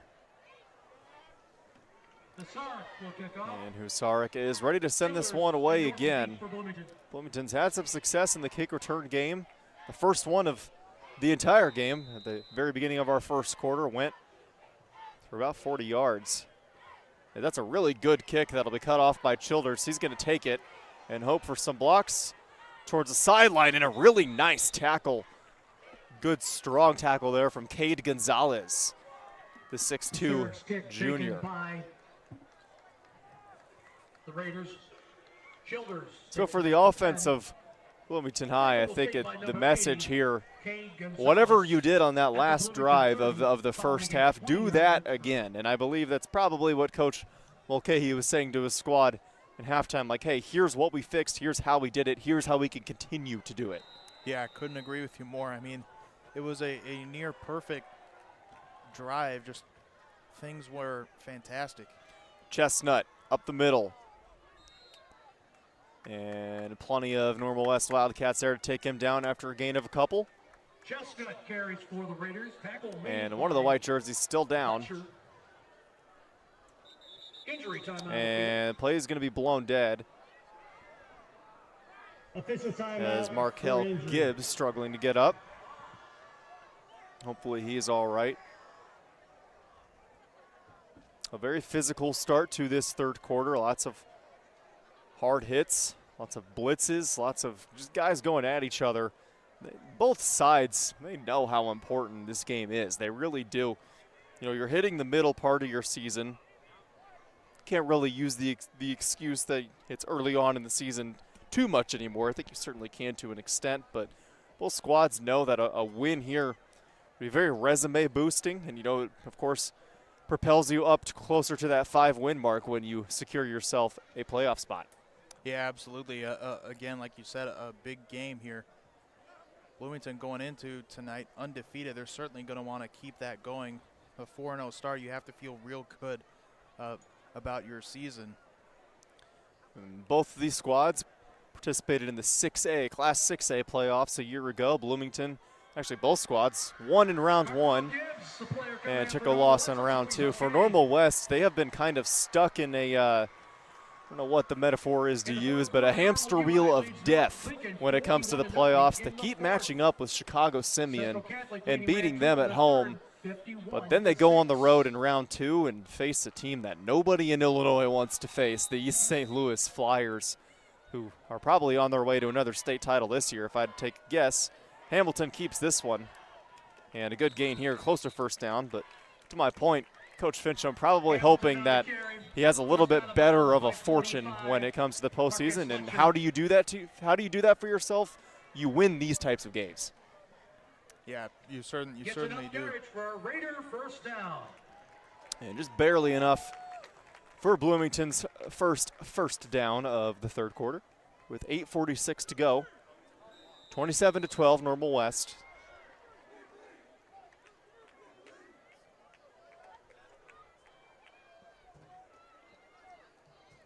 Hamilton and company looking to march down the field as quick as possible, get momentum back on their sideline as Chestnut runs it. And Enrico White McMillan there to deck the ball carrier. But a nice pickup, second and short now, or second and medium rather, for the Purple Raiders.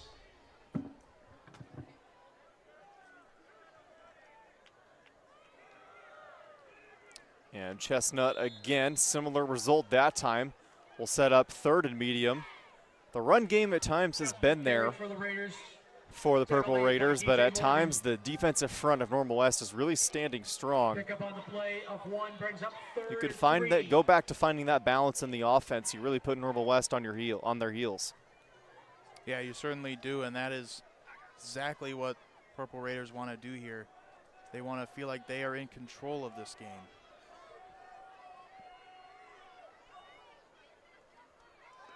Hamilton's going to take off and evades a tackle, or a beautiful juke move. And a huge pickup still on his feet, goes out at about the 23. My goodness. Wasn't sure if he was going to get the first down, and then he ended up getting about 15 extra yards. Malik Gibbons-Smith slow to get up, but he was taking another look here. Juke move, spin move. He was pulling out every move in the book. Hamilton happy with himself after that one. Yeah, and he should be. That was a heck of a job to get down there like that. Again, that extra distance, always important. And play will be stopped again, another injury. Malik Gibbons-Smith is down around the 50. As he's being attended to, both teams retreat to their sidelines. 27-12 Normal West, but a huge momentum grabber, morale booster, whatever you want to call it, on that play from Keontae Hamilton. And he has shown off his athleticism, as we knew he was a freak athlete coming in. I mean, Coach Mulcahy, you couldn't say enough about him as a wide receiver, and he's got the accolades to prove that, but made the decision to pull him under center, make him the quarterback, and he's making stuff happen with his arms and his legs, as a good quarterback does. You cannot really say enough about how having a good dual threat quarterback opens up so many options for your offense. Yeah, it does. It gives you a lot of opportunities to come up with game plans, maybe do some things that maybe you normally couldn't do. That versatility is so important. The skill players around him have been solid as well. I mean, Keontae Chestnut and receivers Tyndall, Norton, Sutton, Childers, they're all having solid games despite only having 12 points collectively. Hamilton keeps it. This time he's got nowhere to go. Real solid defense from the Normal West Wildcats. It'll be a loss. As Josh Edmondson, the linebacker, getting in there. 7:20 now to go in our third quarter. Loss of 2 on the play.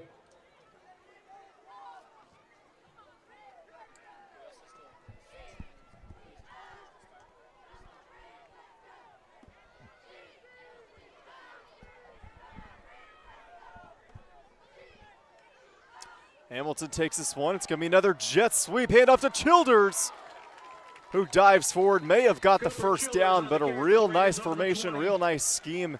Great play calling there. Just short of the first down. Call it about 3rd and 3. Up to the 18, a pickup of 9. It'll bring up 3rd down and 3.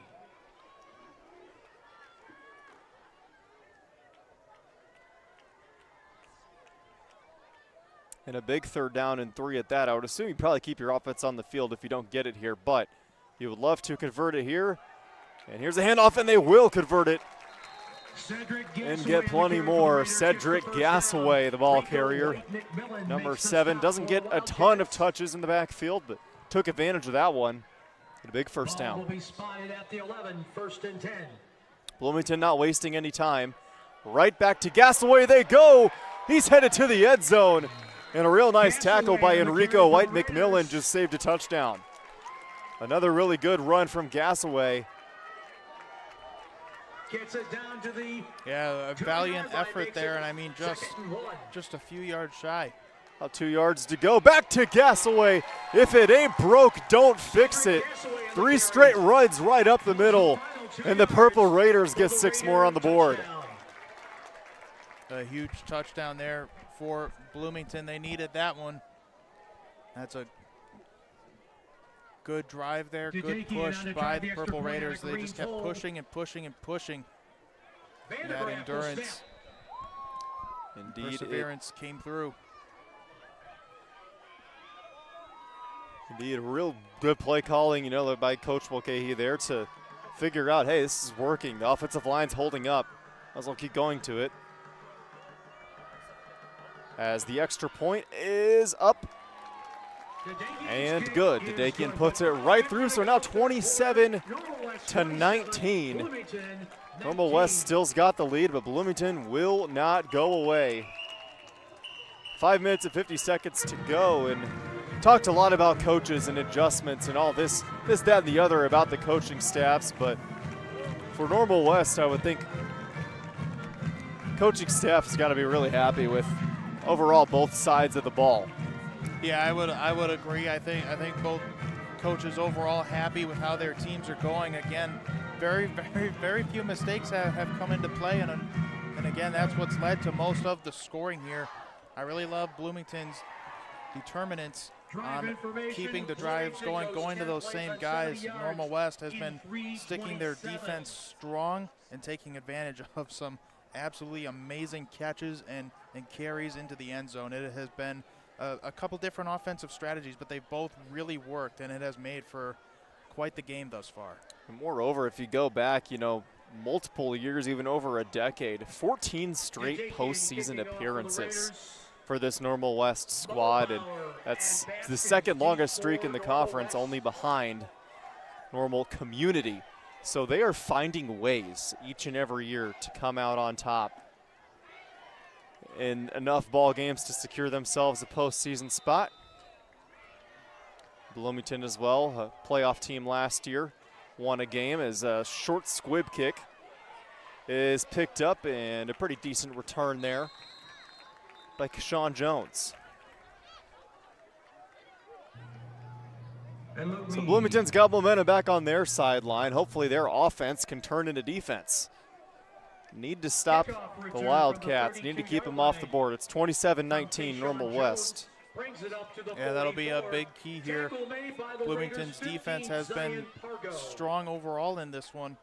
This is a big spot here. They want to avoid Normal West getting any further, because it seems like when Bloomington breaks through, Normal West responds with a touchdown of their own. So for Bloomington, the key here is going to be limiting the Wildcats. Indeed, this back and forth game with Normal West in the lead works in their favor, and defensive line of the Purple Raiders all over that one. On the carry for the Wildcats. Lots of Purple Raiders there, including Jalen Rabb. He's quietly had himself a nice game, couple tackles for him.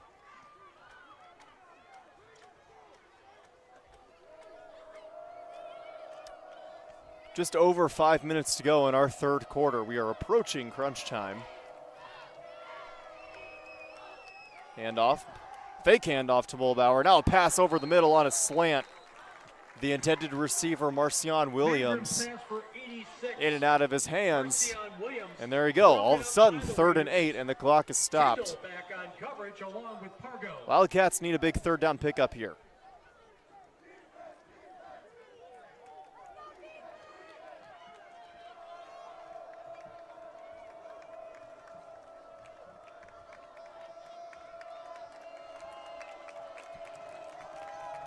And the Bloomington sideline turning to the fans saying, let's go, let's get into this game. This is a big third down here, and they're right. Mangrove's going to go deep, and it is broken up. Very nice defense. Williams knocked away by Pargo. And Pargo was there to get both hands up and knock it to the turf, and the West punt team's got to come out. Yeah, that is a big-time play there. Raiders were fired up after that one. Zion Pargo, another guy that's quietly had himself a very solid game in the secondary. And Hughes Herrick's going to have to punt it away. Brody the snapper, Childers the back to receive. Just under now 5 minutes to go. Low snap. There's a flag on the play. 2 flags on the play. And Childers, no chance to return that one. It rolls out at about the 29. And the referees will converge and discuss. Penalty flag.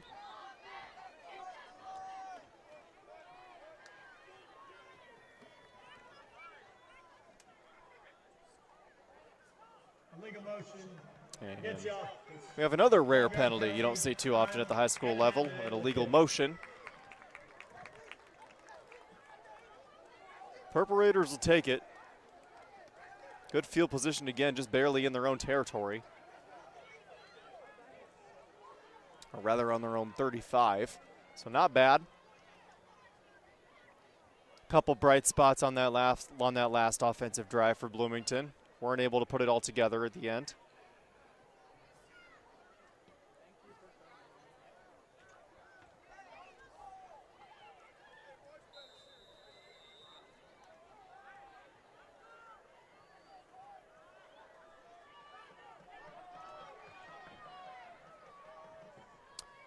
Kick things off on the handoff to Chestnut.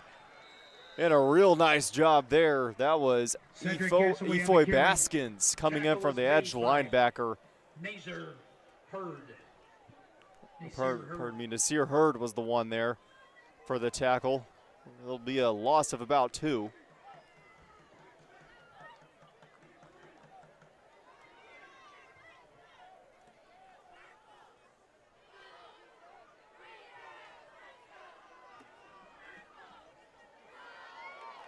And Chestnut up the middle, using that frame to evade a couple bigger tackles.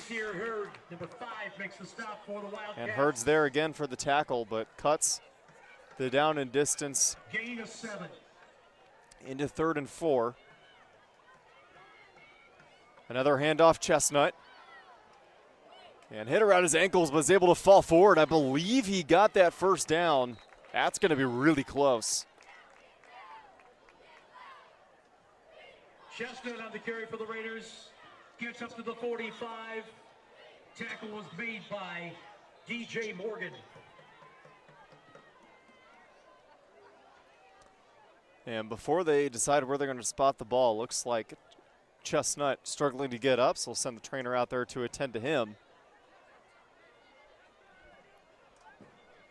And I don't know, we got a pretty good look at that one, Michael. Looked like a first down to me. What do you think? Yeah, I would agree with you, Dalton. It did look like he got there. I would think a first down, but more importantly, we got to make sure Chestnut is okay out there. Substitution infraction against the defense. A late flag on the play. It's going to be a first down. a substitution infraction. We're just as Chestnut walks off clearly under his own power. Seems to be all right. And it is a first down. And there was a late flag that came in. The penalty was declined. Was it a legal substitution or something of the nature? We're just racking up all of the very odd penalties that you don't see too often in football. We've had a little bit of everything. Now 3:44 to go. And the ball swung out wide. There's Norton, a couple fancy moves. Gets just towards the 40. And a big first down for Bloomington as they keep the offense rolling. Tackle made by number 9, Carson Rambo, along with Efoy Baskins. Pick up the play up to the 40, a 15-yard pickup and a Raider first down. Call it a gain of 15. As here's a handoff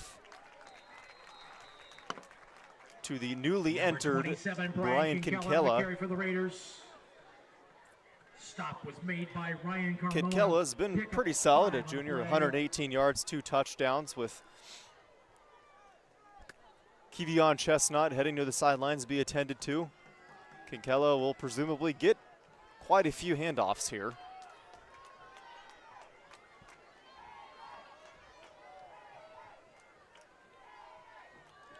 The rolling rights, Hamilton cuts back inside, now throws a dart that is dropped by Tyndall.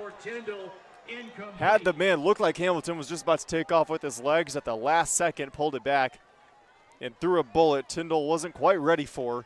So the clock stops at 2:59, and it's a big 3rd down and 5. Bloomington needs a conversion here. Yeah, now or never for Bloomington would be a big play here if you're able to get something across. You have options. Hamilton's obviously shown the ability to use his legs, use his arms. Run game has been solid. Day long. Here's a fake handoff. Hamilton will use his legs. That was a good idea. Cuts right back up the middle, and nobody can catch him. Touchdown, Purple Raiders. 35 yards, just a basic fake handoff option play, and Hamilton makes some magic happen to make it 25-27. Yeah, he knew he was going to make the marathon sprint, got it done.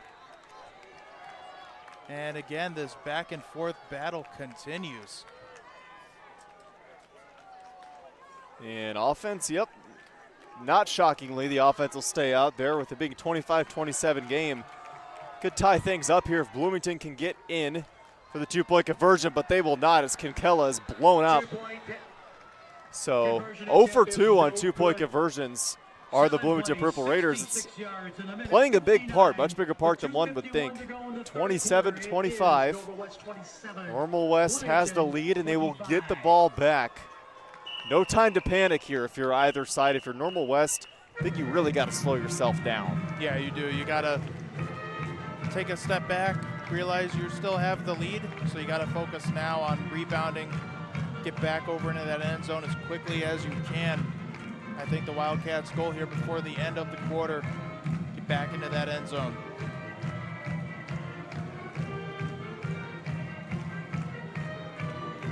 Now those 2-point conversions like you were talking about, Dalton, Bloomington 0 for 2. If they had made both of those, they both would have tied the game at those points. Indeed. Alas, it's a 27-25 ball game. Dedekian's really just been hitting these little line drive squib kicks, usually to the middle left of the field. Let's see if they do that again. Going deep for Normal West, along with Baskins.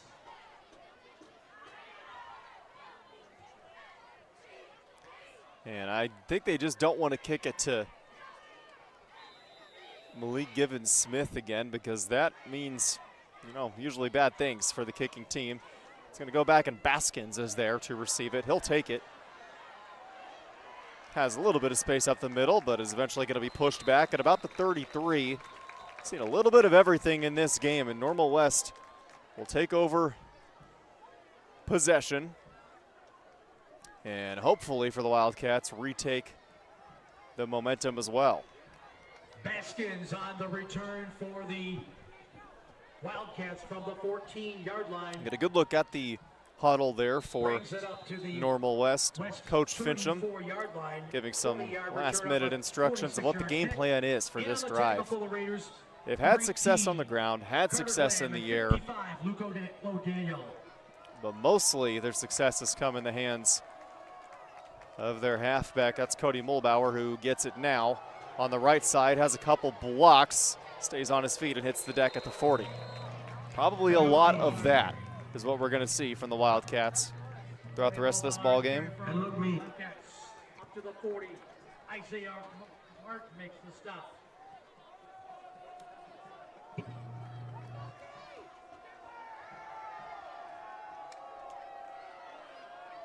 And we have a flag. I believe it was on the nose tackle. Dead ball, I think it's going to be Drake Glass, and yes, it is. 5-yard penalty results in a first down. So an encroachment penalty on 2nd and 4 will make it 1st and 10. Perhaps a costly penalty committed there by Bloomington.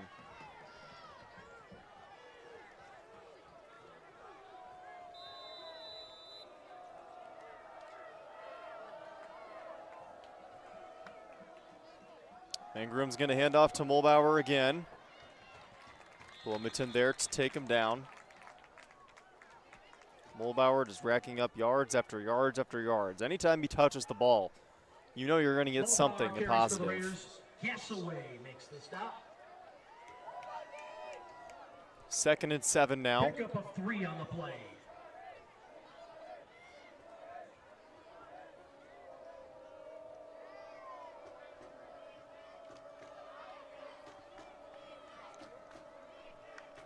And swinging out left, as he's done so often, is Mangrum. He had his man, Malik Gibbons-Smith, Is complete. but it won't go for a gain of many. In fact, only 1 yard. 3rd and 6 now, a big 3rd and 6. Every 3rd down from here on out is going to be so crucial for both sides.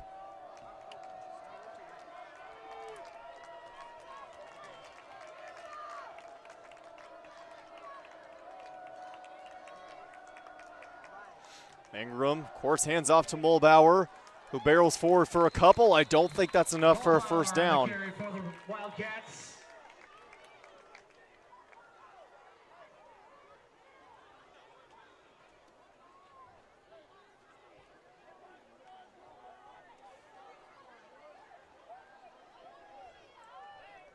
So 4th and 2.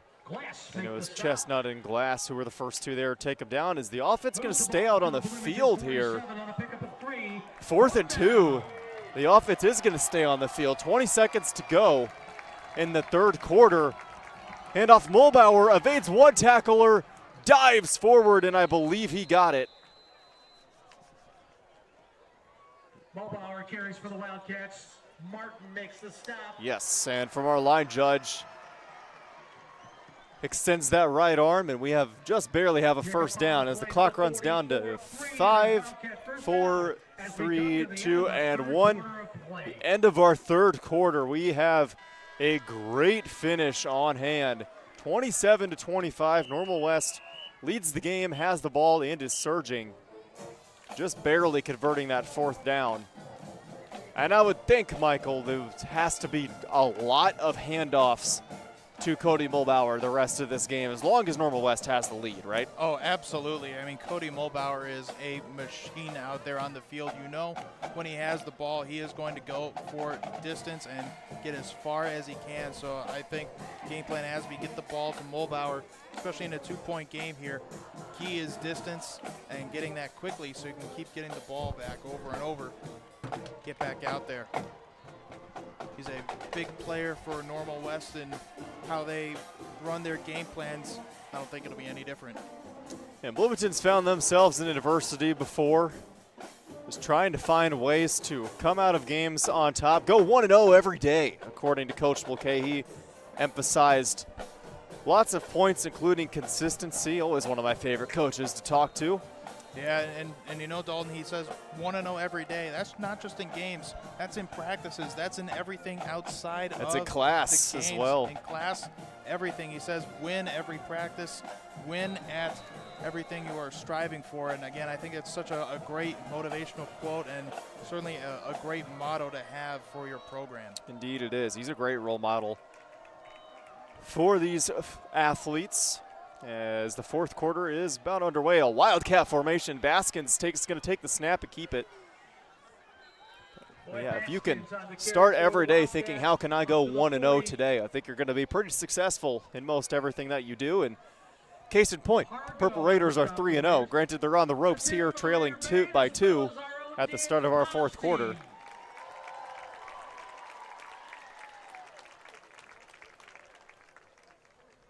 Second and 6 now. Normal West not going to be in any rush here. Stadium no more than 15 minutes after the game is over. So if you need a ride home, now would be a good time to call or text somebody to pick you up. And Mangroom's going to take a snap, hand off Mulbauer, following his blockers as he does so well. Picks up a couple, sets up a big 3rd and short. And just a huge shout out, Romeo McCollum, Jackson Hill, Caden Slagley, Travis Rohde, Jordan Stovall, all those guys again. I cannot say enough how good they've been as an offensive line unit, battling the bigger Bloomington Purple Raider defenders, pushing them back, giving Mulbauer just a little bit of space. And we know that's all Mulbauer needs.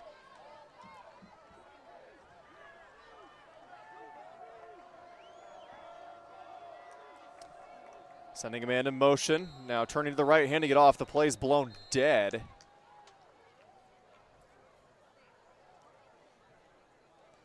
And was there a penalty or a timeout? Dead ball, false start against the offense, 5-yard penalty, still 3rd down. And you heard the man, a false start on Normal West. We'll push them back 5 yards, so that could turn out to be a crucial penalty. 3rd and 9, you're a lot more uncomfortable than you would be at 3rd and 4. And now what do you think? Do they go back to the air here, or are they going to trust Mulbauer? I think you gotta trust Mulbauer here. He has been just so good for you. Be interesting to see what the approach is. I guess putting the two together has ended in 2 touchdowns for Normal West. They're going to swing it left to Mulbauer. Gets through the first line of defense, but towards the second, did he get the first down? It's either going to be a first down or 4th and maybe 1.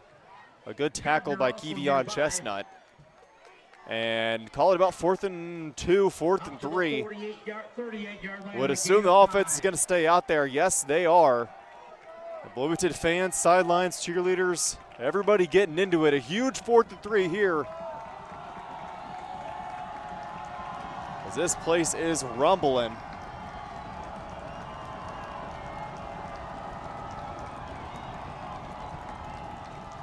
A pitch to the other side to Mulbauer, who runs right into a purple jersey. He's taken down in a turnover on downs. Jamari Sutton, who's had a great game on the offensive side, just made perhaps the biggest defensive play of the game. And the Raiders take over. Turnover on downs. Yeah, big time play by Jamari Sutton. That is how you get things back in your favor. Down by 2 here. Still a lot of time left. This is a great opportunity here for Bloomington. Seen it multiple times in this game already. Offense could lead to defense. Defense could lead to offense. It's all about momentum. Everything leads to something else. And with 9.5 minutes to go, Bloomington needs to put up some points. Hamilton bounces to the outside. Flag in the backfield. The flag's thrown there. It's usually holding. Tackles made by Baskins. Penalty flag thrown during the course of the play.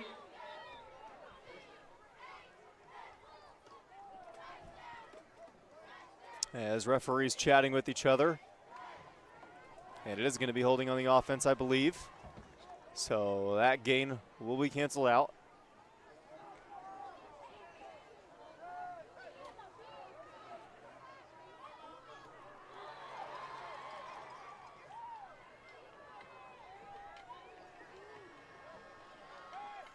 As referee will march everybody back. Gets the offense. 10-yard penalty from a spotted foul. Replay, 1st down. So now 1st and 18, not the way you wanted to start. A crucial, crucial drive for Bloomington. You want to really limit those mistakes, but there's been plenty of flags on both sides of all varieties.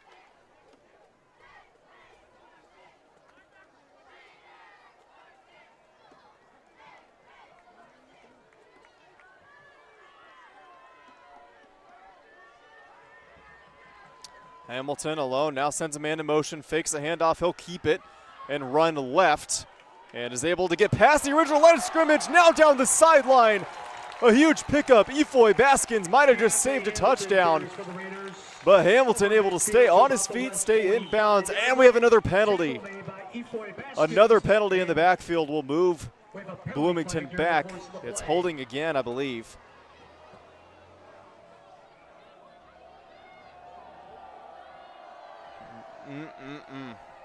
Bloomington band student section not liking it, but it is going to be back-to-back holding penalties. Against the offense, 10-yard penalty from the spinal foul. Replay, first down. Michael, that's quite the opposite of what you want to do. You get two pretty solid pickups, one really good pickup. Kind of just shot yourself in the foot there with holding calls. Yeah, and certainly not what you wanted there. But again, this Bloomington offense has been so good. You got to think that certainly feel like they can get right back to where they were. Just going to take a little bit of extra work now. 1st and 25, a down and distance I didn't think I'd be saying tonight. And Hamilton nowhere to go, now gets out left, is able to drop it off in the flat. Sutton makes a man miss. And a really nice pickup of maybe about 10. Hamilton's pass to Sutton is complete.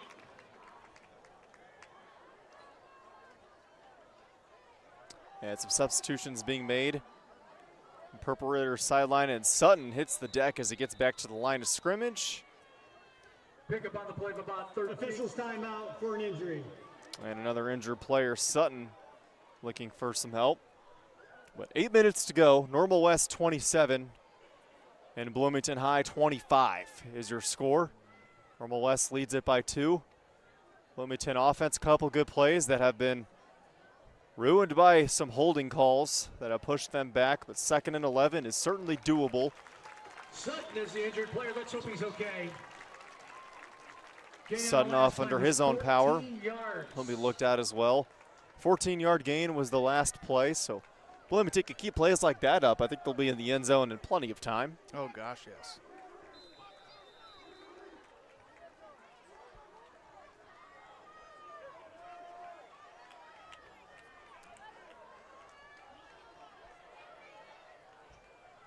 Hamilton will now roll right, and he's going to keep it again. Gets a couple good blocks. Hits the deck right at the 50. Is that enough for a first down? It's very close.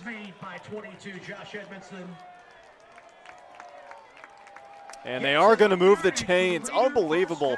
From 1st and 25 to a first down in a matter of a minute and a half and 2 plays. That's impressive football in crunch time. Yeah, that is. Well, we just talked about how Bloomington needed to kind of get back into it after those penalties. They certainly have done that. Here in the 4th quarter, 27-25, Normal West leads it. Hamilton will hand it off. That's Norton on the jet sweep, has a lot of room to run. And is tripped up, heads out of bounds. Don't think he got the first down, but it'll be 2nd and very short. Norton on the carry for the Raiders. Baskins makes the stop. Pick up on the play of 9.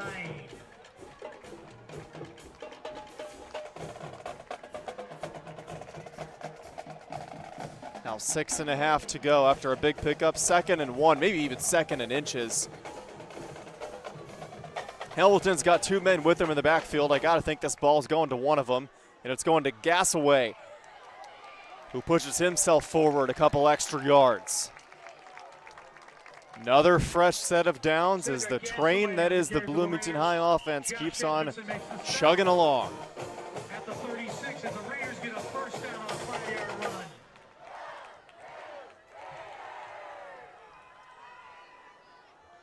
Another quick handoff will gain maybe for 1. Chestnut back into the game. The ball carrier on that one.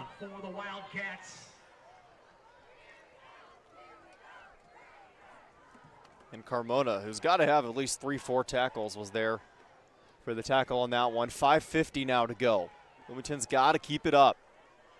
Both sides have all 3 timeouts. I think that's certainly something that'll come into play at some point. Fake handoff to Chestnut, looking for Tyndall, who goes up, climbs the ladder, and gets it. What a grab. Carter Tyndall had kind of a quiet game, but steps up in a huge spot. And what a pass by Hamilton that was, as he got hit as he threw. Thought there was no way that would be an accurate pass, but Tyndall able to grab it. And a big first down. Now another quick handoff. This is Chestnut. Ran maybe into his own man as he's tripped up, maybe gained a couple. Clock approaching 5 minutes. Bloomington's got the ball and all the momentum, but Normal West has got the 2-point lead. And the crowd really into it now. 2 great plays here on this drive. Punch, counter punch, really all game long. And this is just a different looking Bloomington High offense compared to the first half, which is the complete opposite of the way things have been going the rest of the season. Here we go, Hamilton to QB keeper, and he's gonna be stopped very quickly. And it was Nasir Hurd, the 5'6" senior, wrapped him up. Now 3rd and 10. Maybe you don't have to get all 10 yards here, Michael, but you need to cut into the deficit a little bit, because staring at 4th and 10 with potentially the game on the line is not going to be a comfortable scenario. No, certainly not. This is a big moment here. Hamilton's going to the air. He gets rid of it towards the pylon, and it's reached up and tipped away. Great defensive play. And it was number 8. That's Alex Carter, the senior DB at 6'2", with that long arms. Reached up and got it away from the intended receiver. Now 4th and 10. Are they gonna try a field goal?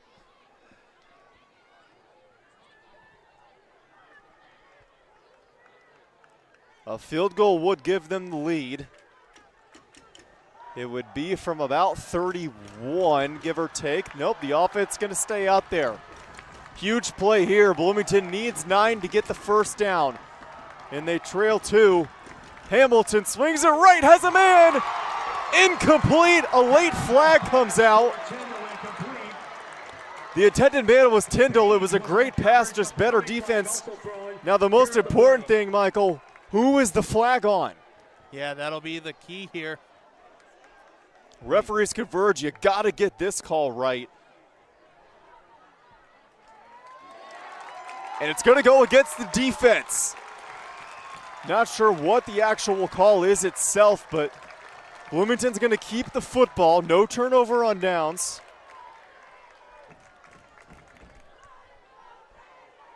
As the Let's Go Raiders chants start to get fired up here on the sideline. Pass interference against defense. Half the distance to the goal. Replay, 4th down. Wow, so pass interference against Normal West. It is a half the distance to the goal penalty in high school, but it'll stay 4th down. So 4th and 1 in a world of options here for Bloomington. Whatever they do, they gotta get 1 yard. 4 minutes, 11 seconds to go. Normal West leads it 27-25. Bloomington needs a yard to keep the drive alive. They are inside the red zone. Instead, we have a timeout, and called by Normal West. And I think that's a real good call there by Coach Nathan Fitcham. Yeah, it is. This is perhaps the biggest point of the game here. Take Certainly. that timeout. Certainly the biggest play is ahead of us. You got to sometimes just give your guys a second to chill out. And emotions high after that flag as well. You want to calm everybody down. You want to make sure you execute your part. Mo Bamba raining down from the Bloomington High marching band, who put on quite the performance at halftime, I must say. Total side note, but seen a lot of games, football games around this area, that's one of the better performances I've seen from a high school marching band.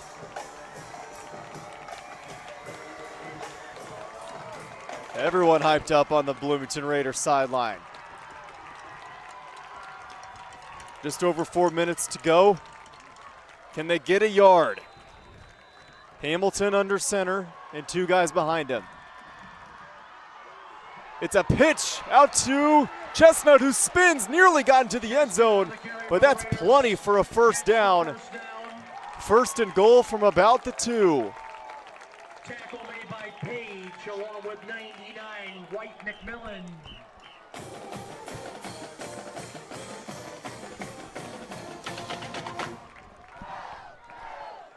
First down and goal now for Bloomington. They need 2 yards.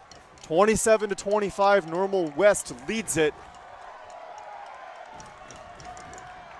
Gotta think it's another handoff here, Michael. It's a QB keeper.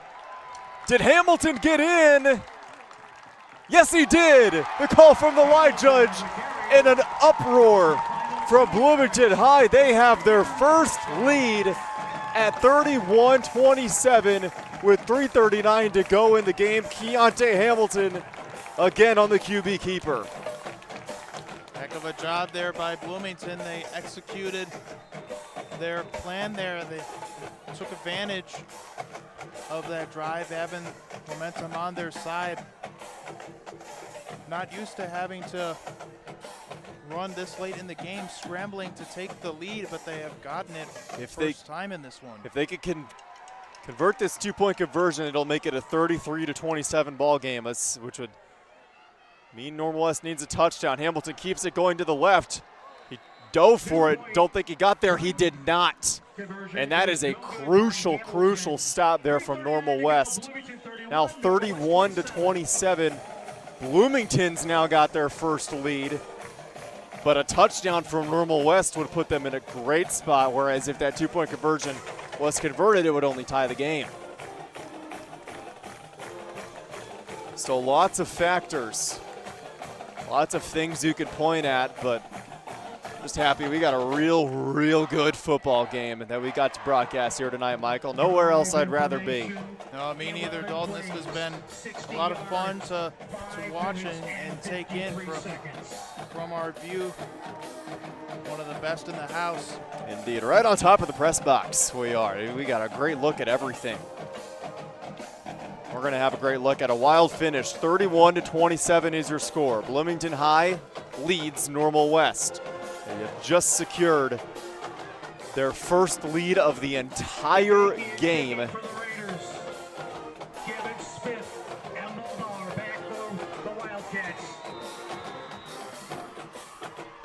Dadakian will send away another kick. It's another squib. That's picked up by Kashawn Jones, who gets to the 40. So a pretty good return, decent field position. 60 yards stand between Normal West and a game-tying touchdown. Not that they would go for a field goal, but a field goal would do them no good. They need to get into the end zone. Normal West has, Coach Fincham has used his timeouts pretty liberally, but they do have 2 remaining. And the strength of this Normal West offense has been Mulbauer as in the running game all game long, but it's really risky to keep going to him as that play's blown dead. But it's really risky to keep going to him because that's just going to keep the clock running unless he can get out of bounds. They went to him on a jet sweep that time. It doesn't matter, a false start. Normal West commits a penalty.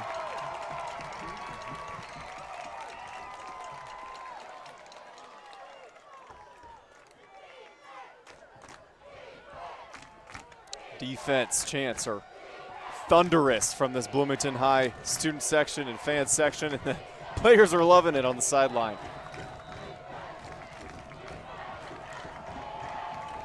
First and 15 after the false start. Sending Mulbauer in motion is Mangroom. Drops back, doesn't have a lot of time. He's going to bomb it away to Mulbauer, and the ball batted away. Great play by Cooper Childers. That was anybody's ball, and he swats it to the turf. Yeah, we weren't sure there if we were going to have the completed pass and interception. A nice job there by Childers to keep that ball away. And we've seen 2 plays just like that where Mulbauer goes in motion, goes deep, and it ends in a touchdown for Normal West. Not that time. Childers sniffed that one out and was able to disrupt it. 3:28 to go, 2nd and 15. Normal West needs a touchdown on this drive. Mulbauer again in motion, a short pass to him, this time a screen that's going to get blown up. What defense by Bloomington. And it was Zion Pargo, the first one there to trip him up. Normal West staring down the barrel now, 3rd and 20 with 3 minutes to go. 31-27 is your score. Bloomington High leads it.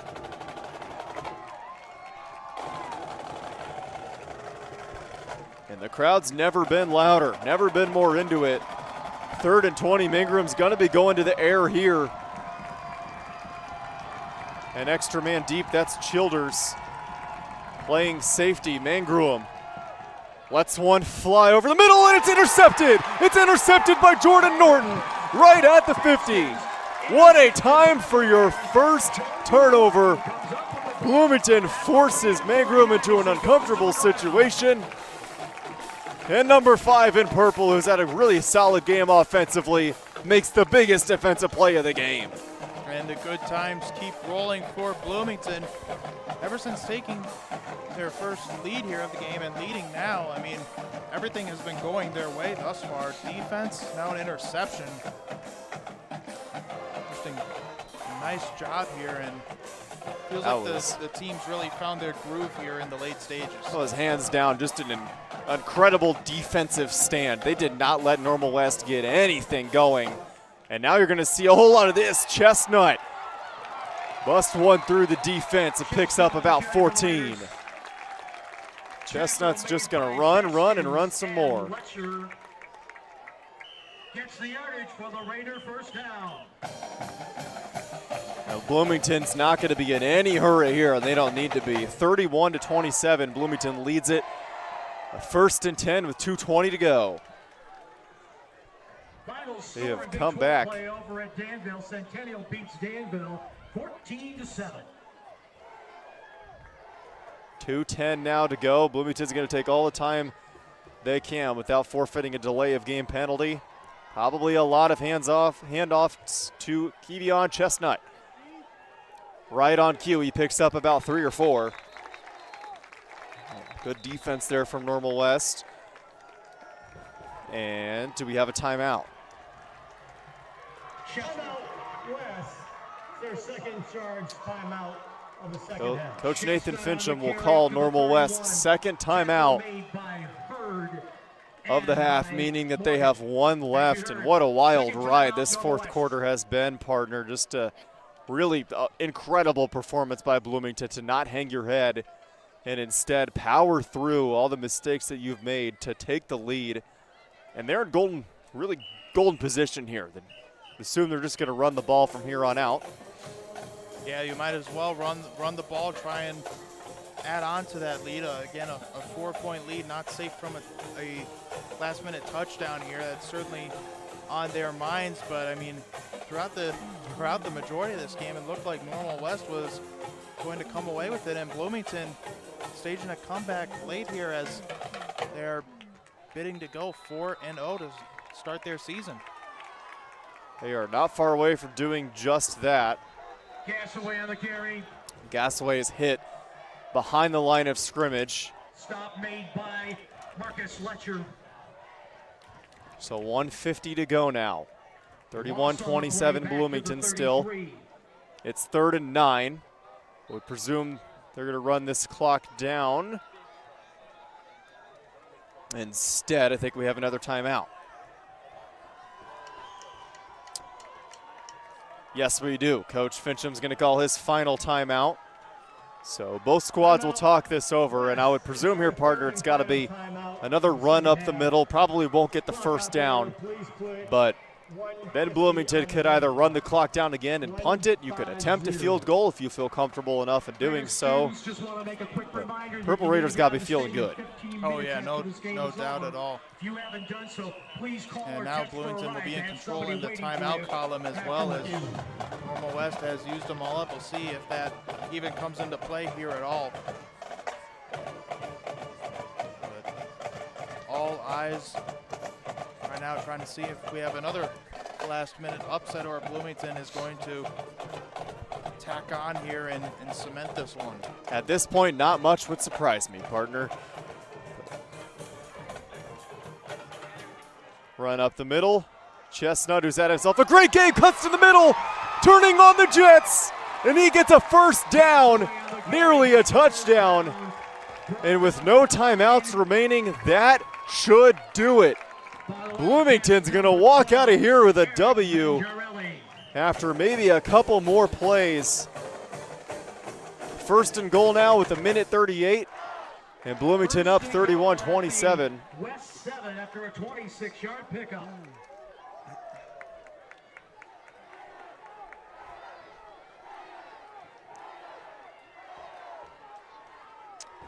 And no reason to run another one up the middle. And Bloomington High will take a knee. This has got to feel good for the program, for the fans, especially for the players out there who have busted their rear ends all night long. You talk about a hard-fought victory. This should show up in the dictionary when you search hard-fought victory. Yeah, no doubt. They grinded this one right on out till the end. A well-deserved victory for Bloomington.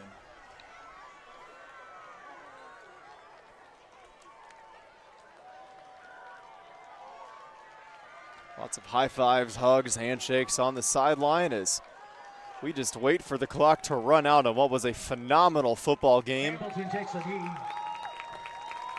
And this will do it. Both teams will head back to their sidelines, and the clock will go from 23 all the way down to 0. And the Bloomington High Purple Raiders will go from 3-0 to 4-0. Normal West drops from 1-2 to 1-3. And you have got to be feeling good for Coach Mulcahy. I think this win right here, despite having blowout victories in week 1 and week 3, Michael, I think this win right here says the most about the Bloomington Purple Raiders. Yeah, it does. It shows resilience out of this team. We already know they can score a lot, they can blow teams out, but they were facing a deficit almost the entire game right until the end. And again, resilience, such a key factor in every sport, but in football it really shines in games like tonight where Bloomington hangs in there. They keep toe-to-toe just enough to where that deficit doesn't get too out of hand, and then some big plays right in the fourth quarter led them to victory here, and a nice job. Both teams deserve a lot of credit for how they played tonight. Bloomington, with some heroics there at the end, came away with the win. Indeed, and looking ahead, next week Bloomington will stay right here at Fred Carlton Field and play Urbana, a very winnable game, which means they could win that. They're 5-0, and what does that do to your locker room morale when you start the season 5-0 and secure yourself a playoff spot? Oh, it makes you feel on top of the world. It makes you feel like nobody can stop you. 5-0, I mean, it's just incredibly impressive, and that certainly now is going to be the next goal.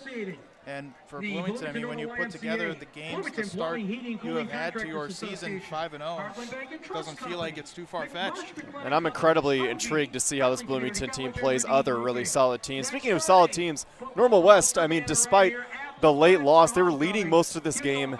Quite a few bright spots. Nobody wants to be 1-3, especially a couple games, including this one, they feel like they should have won. But again, more winnable games in the near future for them as well. It's a real talented team. Cody Mulbauer had just himself a phenomenal game. Ming Groom was great. Defense overall, offensive line was very solid. I would say, and you'll correct me if I'm wrong, there isn't much to hang your head about if you're Normal West. No, absolutely not. They played a phenomenal game, and certainly they're going to look back at a couple moments and wish they could have a mulligan on those, but there's certainly a lot of positives to take away from it. That 1-3 record really doesn't define what Normal West can do out there on the field. They're better than what that record states, and any opponents that underestimate them are going to be in for a rude awakening. A lot to like out of Normal West here tonight, and I think, again, you take the positives, take it into next week, get back in that win column then. Very well said, partner, and that will wrap things up from Fred Carlton Field. Your final score once more, Bloomington High 31, Normal West 27. For our entire crew on ClutchSportsIL.com, camera operators Christian Courtney and Ryan Angulo, and director Sydney Barnes, I'm Dalton Carmine, he's Michael Goff, and we say good night and join us again next Friday.